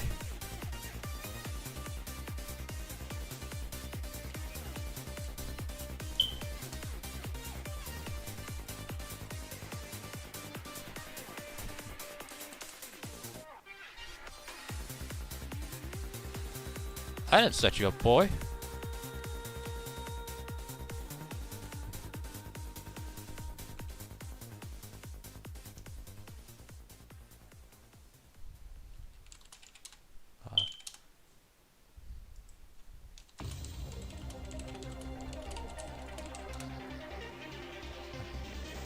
What the fuck? I asked since you were...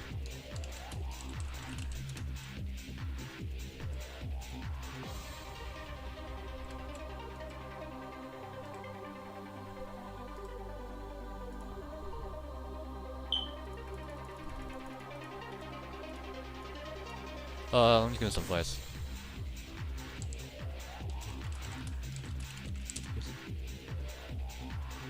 Give some advice.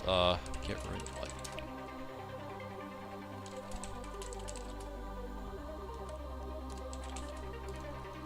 Break the levels up.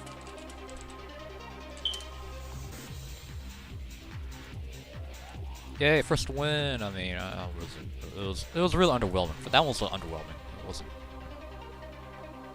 Nothing too surprising.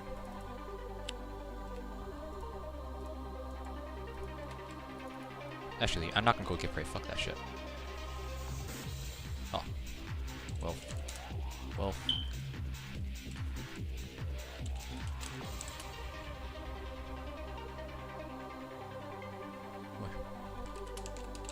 Yeah, you think Runelite is ever gonna have like mobile?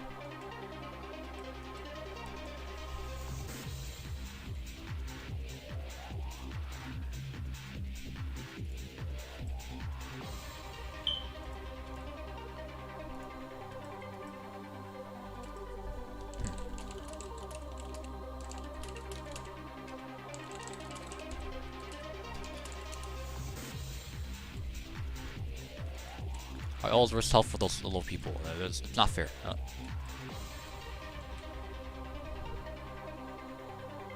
I assume his max hit is like fucking, I don't know, 16 or some shit. Good fight, my guy. Good fight. Okay, let's pick another opponent.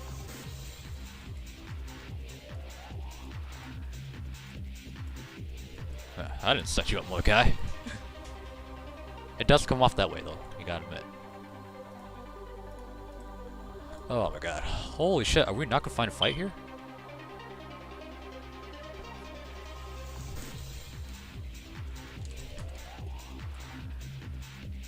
You want to know how to get...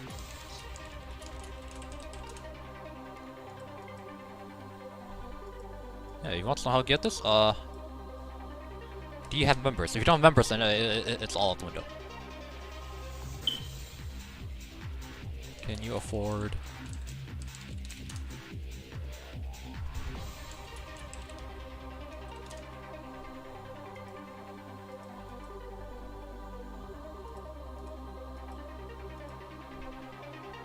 If not, then... Yeah, if you don't have members or some shit like that, yeah, you can't really... Not much you could do.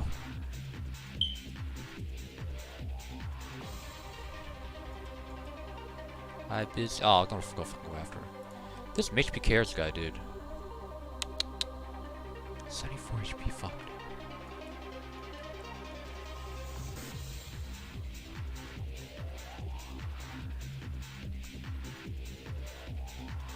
Ah.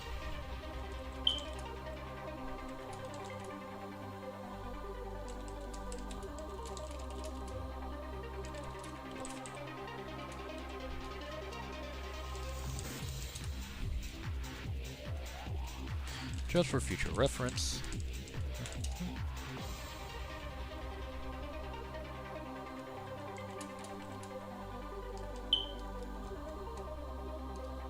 High strength.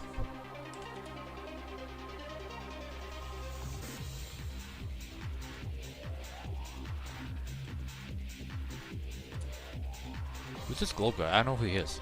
Do I know you? I don't know you. For high strength and bulk.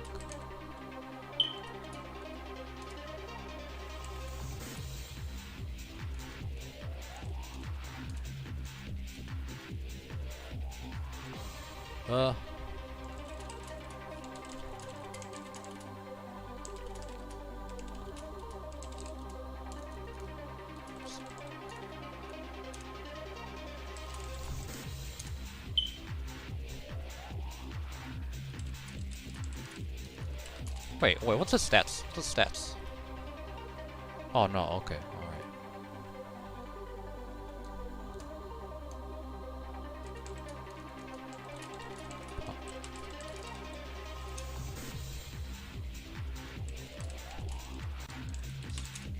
Leave it back. You are a attack.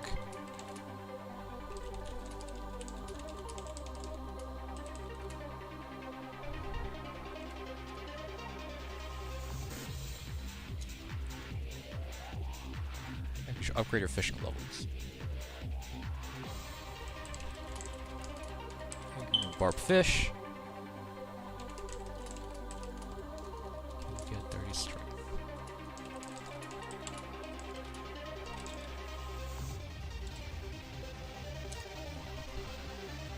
There we go. Whew, that was a long one. Okay. PPC lover. Oh, 75 health. He's gonna chip down my health so fucking quick. Lay low PK. Hell yeah, dude. Okay, I'm gonna go out there. Come on, lay low. Let's go. Okay, let's get the fuck out there. Stop standing still.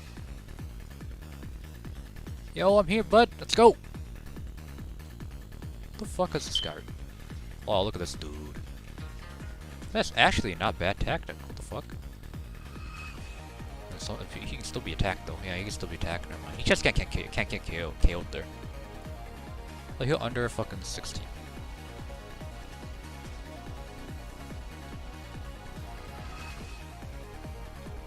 Who is this globe guy? Like that name sounds so familiar. I busy. 57.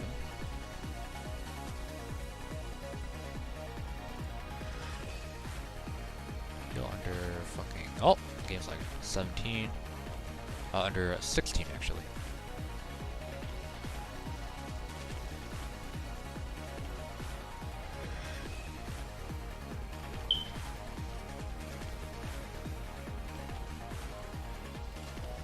Fuck's sakes, dude. He's fucking dead here. I would attack that guy, but I'll wait for him to skull. Should I just ask? I don't fucking know.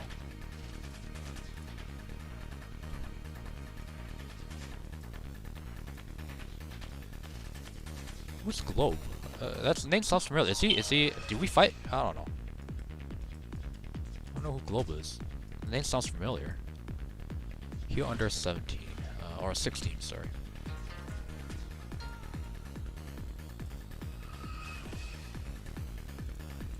There we go. Okay, now you know. Okay, now you know that has something of value. Okay, he does not care. He does not care. Okay.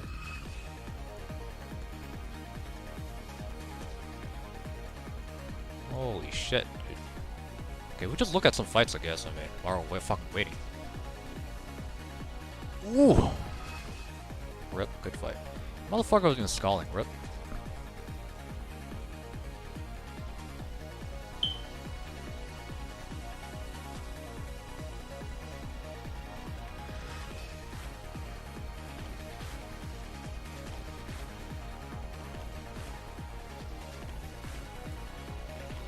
Look at this guy, dude.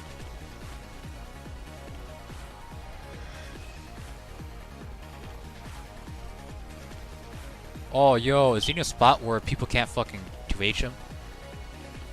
Okay, oh, he is, dude. Fuck that, dude.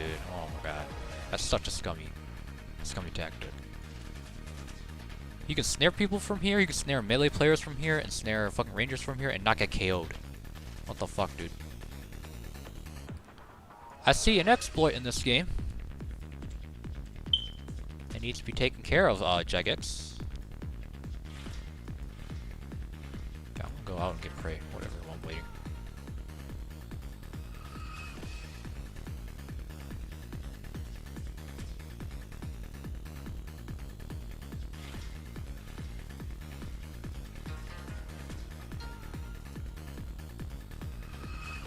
Who is this globe guy? That looks so familiar. His name sounds so familiar. I just don't know who it is. Okay, you guys, we're gonna head to GE. Fuck this place. Okay, alright. We're gonna GE. If no one's there, we'll come the fuck back, I guess. I don't fucking know.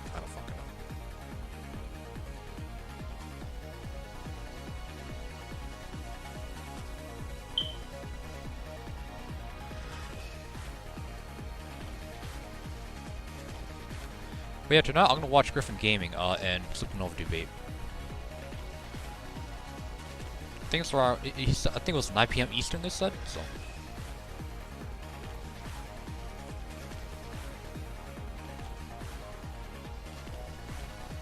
It's like 9 p.m. Eastern, which is 8 p.m. Eastern, 8 p.m. Central Time for me, because I live in fucking Central Time. Oh fuck. Oh shit. Oh shit. A jar. Nice.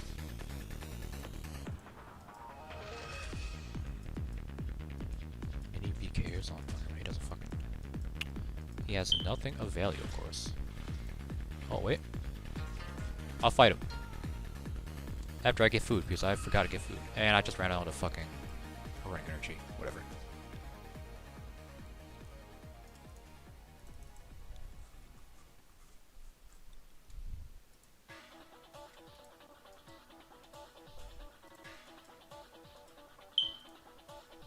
Yeah, I'll feel under 20. Definitely.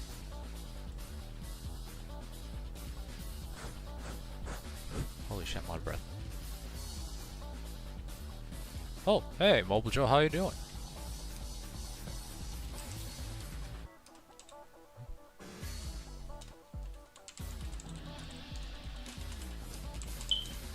You dead, so I came here.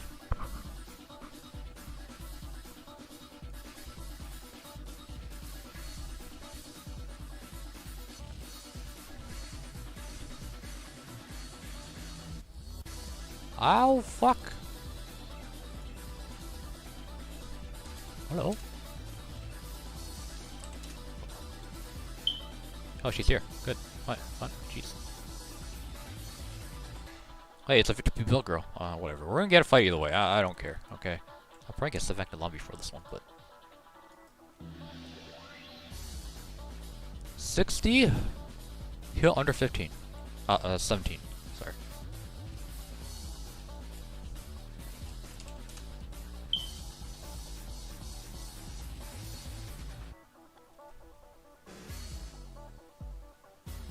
Good luck. Ah! I'm good. I'm not good.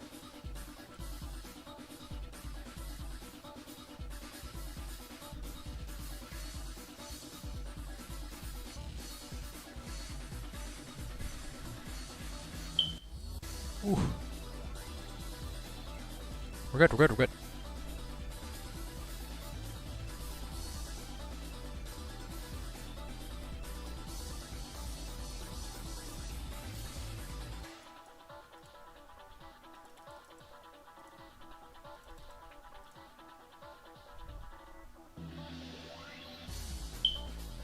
What the f- Oh, all safe zone. Okay, I was like, what?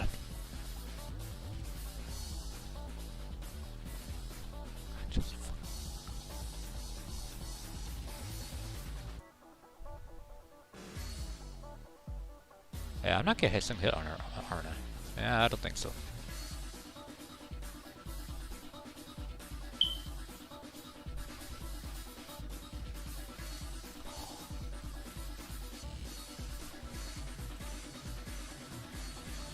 Rip. I'm gonna rest this one.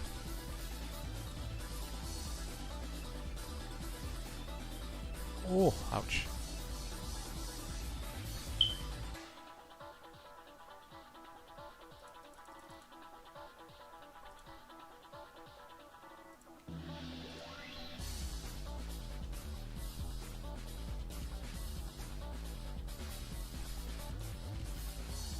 Holy shit, doing it clapped.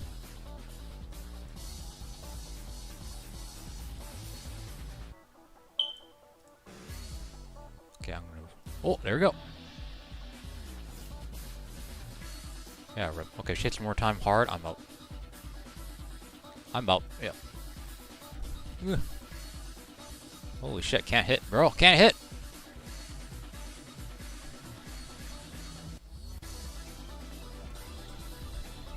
Jesus.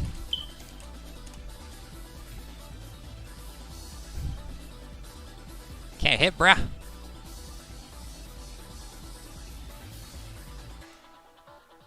Okay, my praise up, so no more of that shit.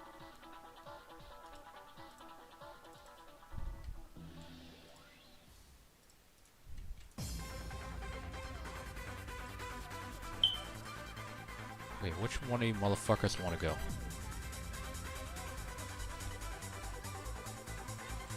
Got some crowded shit here. Mech, let's go. No? Okay, alright, he doesn't care. Huh.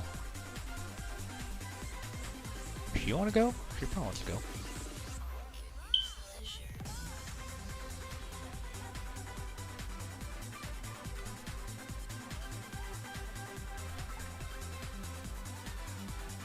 Holy shit.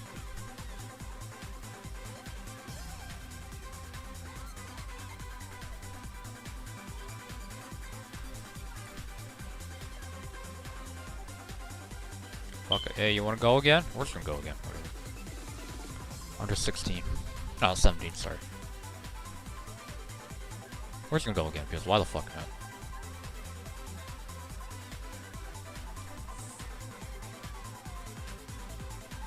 There's literally no one to fight here, so whatever.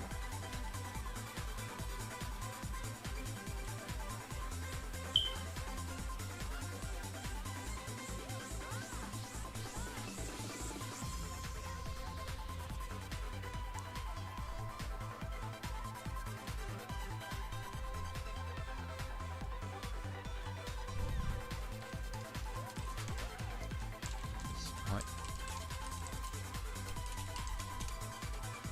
There it is. Just slightly, just slightly.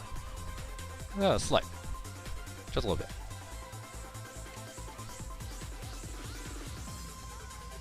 Guy's a fucking looter. I'm gonna go around, dude, and see if I can find any fights here. Jesus Christ. Okay, I'm gonna go over here.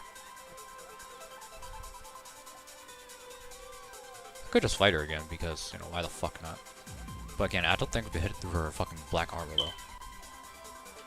Probably not.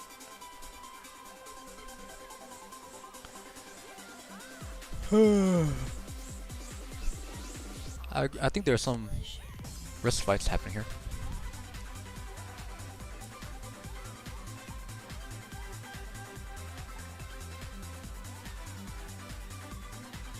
Mom Star, hey, yo, you wanna go?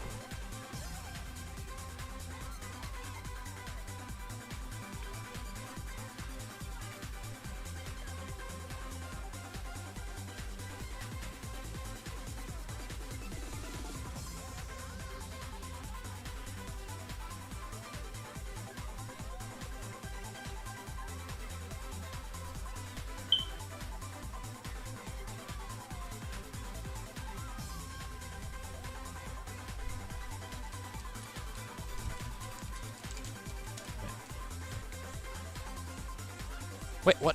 Censoring mech? The fuck? Okay.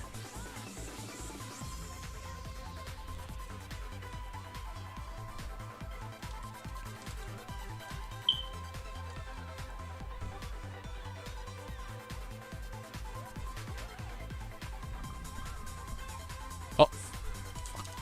Fuck.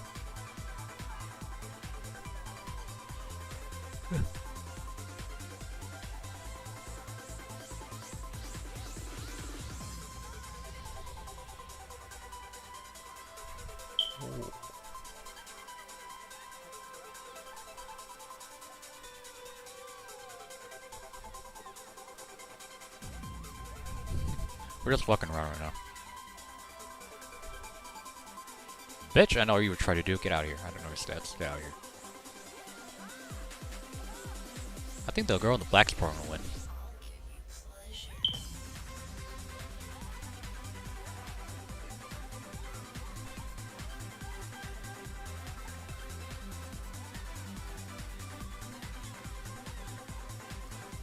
What's his HP? 59? Okay, it's fairly low.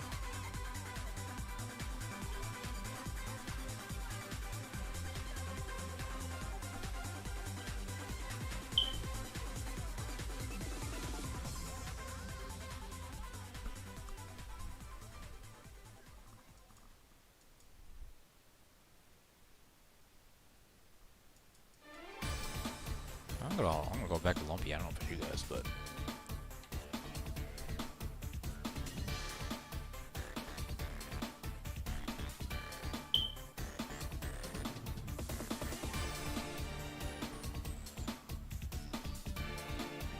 is there anybody who can fight here? Oh, guy, you want to go?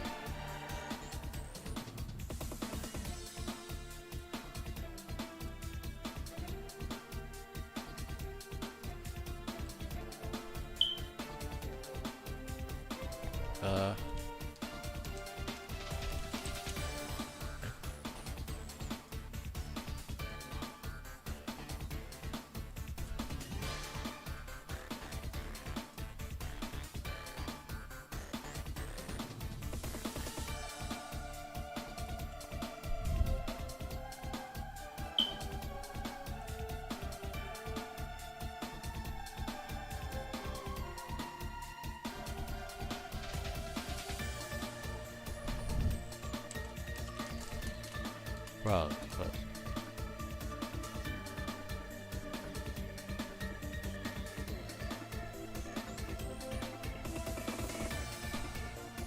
yeah, why did he not skull?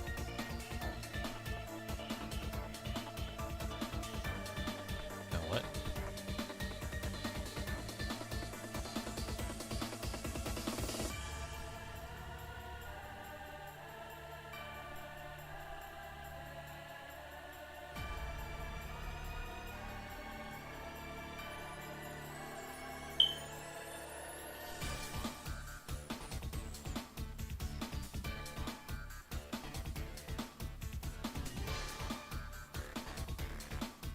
This is gonna be one hell of a boring fight.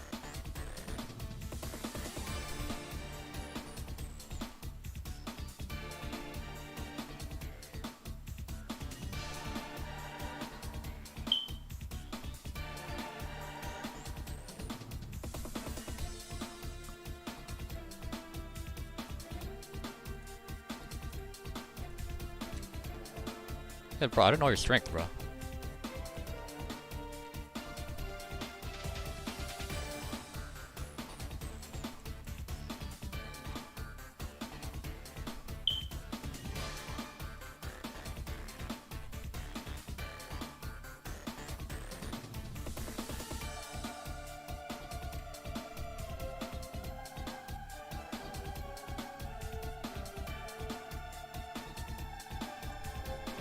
I don't know what the hell his HP is, I don't know what the hell his strength is, so this is literally just a blind fight.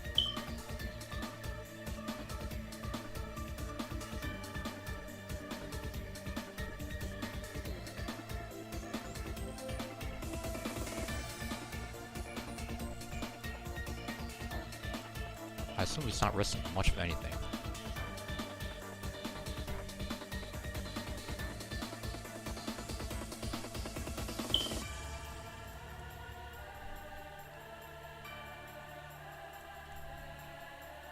Oh, there we go. Good fun again.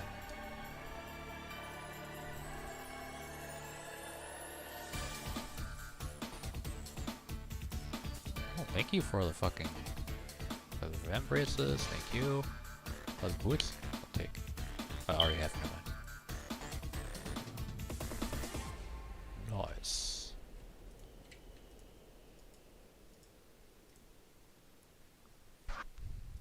I really wish I had his really wish I had his mithril armor, but whatever. It is what it is. Okay, let's get his cape out of here.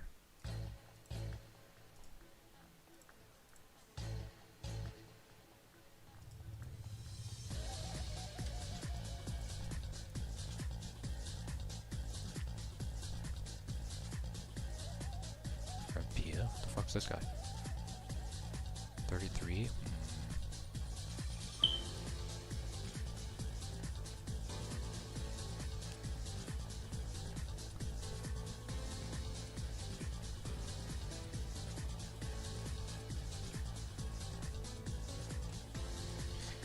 Because of event RPG pking, I think it's best if we just leave auto retaliate on, in my opinion, but there are times where I just leave it off just for the hell of it.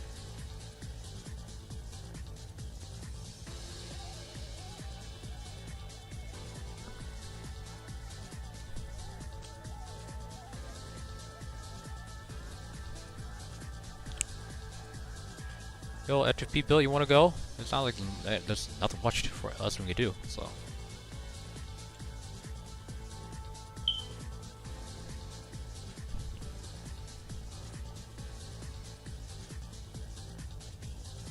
But I can't hit through those. Does that even fucking matter? I don't think it does at this point. Kinda want to look for a fight, but Eternal rag. Oh shit, we got a ragger. You can't rag me though because I'm too fucking low level.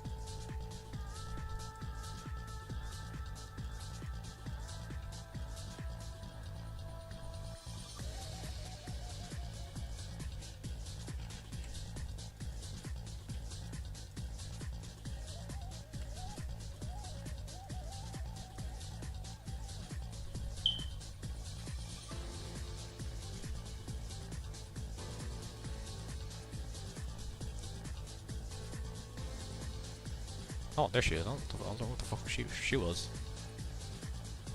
He did.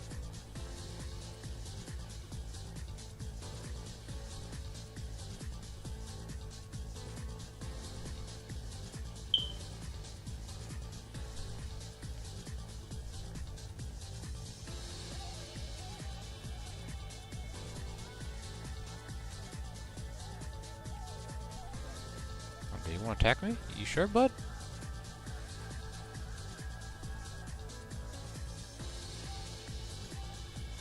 What? Oh, what the fuck is he doing? Oh, okay.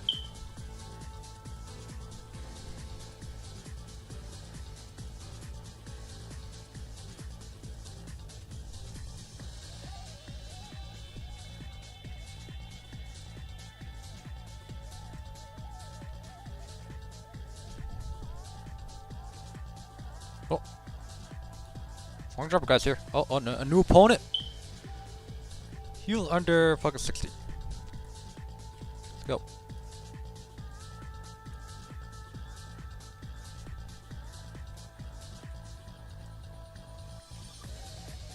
Ah, there we go.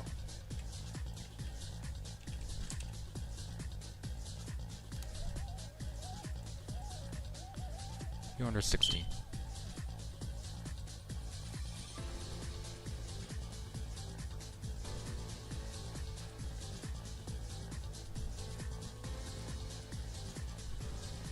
Oh shit.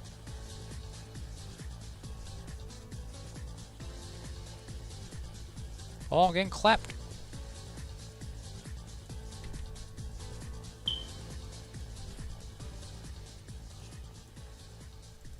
Jesus.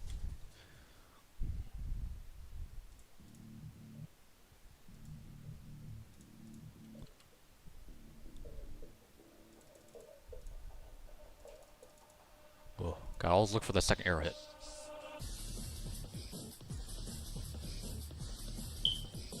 I risked it, whatever. I tried.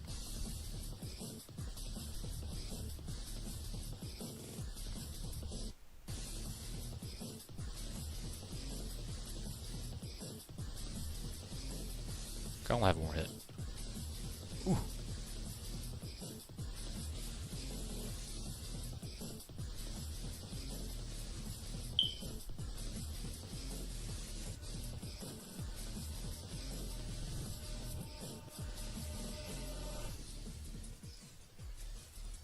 Oh. Dude, he's hitting me hard, bro. Oh, God.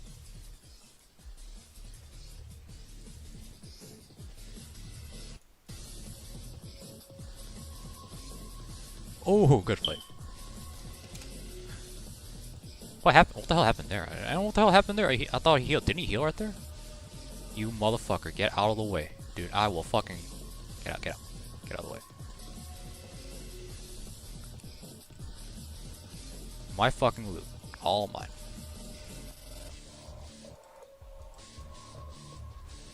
Oh shit, he had some good shit on him. Fuck, dude.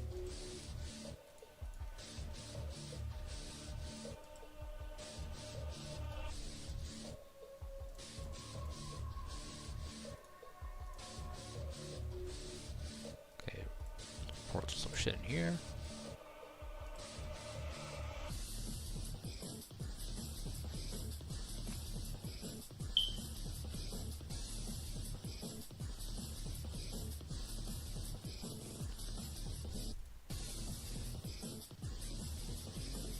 Got one more fight and I'm call it a day.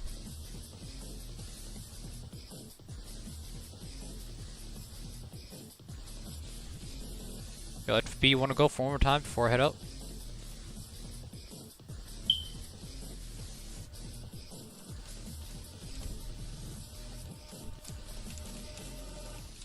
I'm gonna DM from this one. Why not? Yes? No? Maybe so?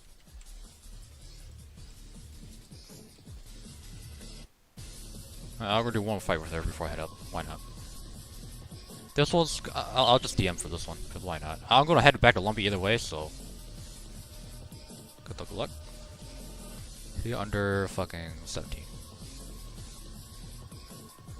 This is not gonna end well, I know. Chances of losing is probably gonna be high.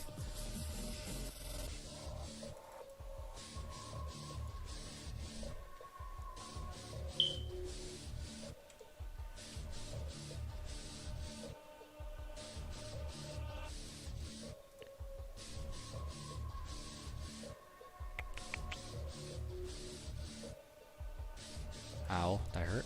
So bad. Yeah, bro, I can't hit shit through her. Holy fuck, I nearly died.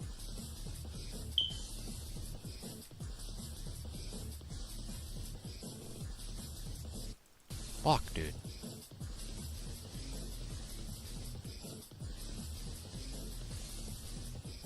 Yeah, I can't hit shit, dude. Jesus. Can I hit high? I can't. Of course not.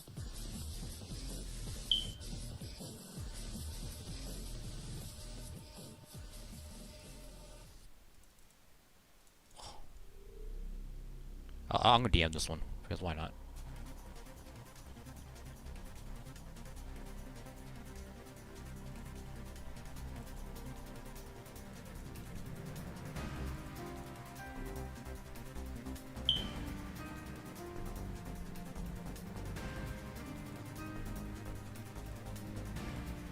Ooh.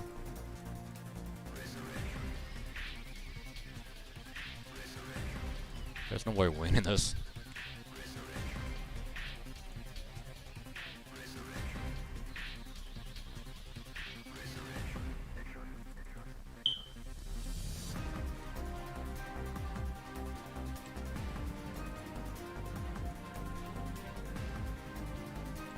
If I'm gonna die, at least let me get some of my food shit first. Let me use all my food before I die. There we go. That'd be really bad if I did it. It'd be a waste.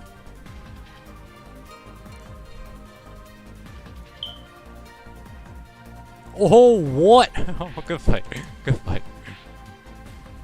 Hate fighting melee. Rip. I have no food. No! Grab the swordies. Grab the swordies. Oh, god. Good. I literally just ran out of food right there.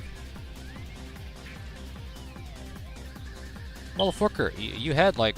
Oh. Do that again, bitch. Do that again. Do that again. I guarantee you will not survive, okay? Alright?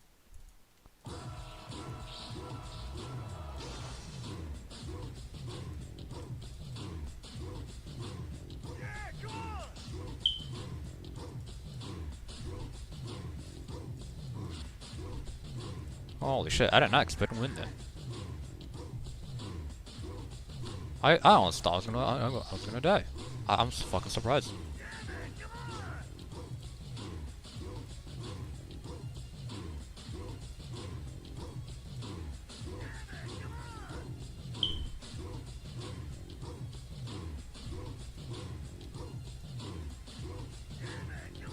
Okay, where's that kid? You know, I'm gonna before I go, I'm gonna take care of that kid.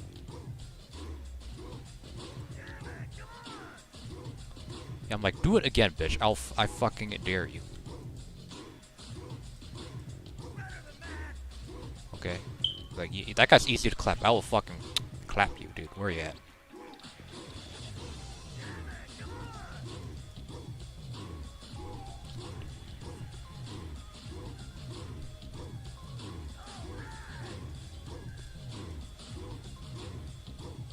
Okay, I'm gonna head out.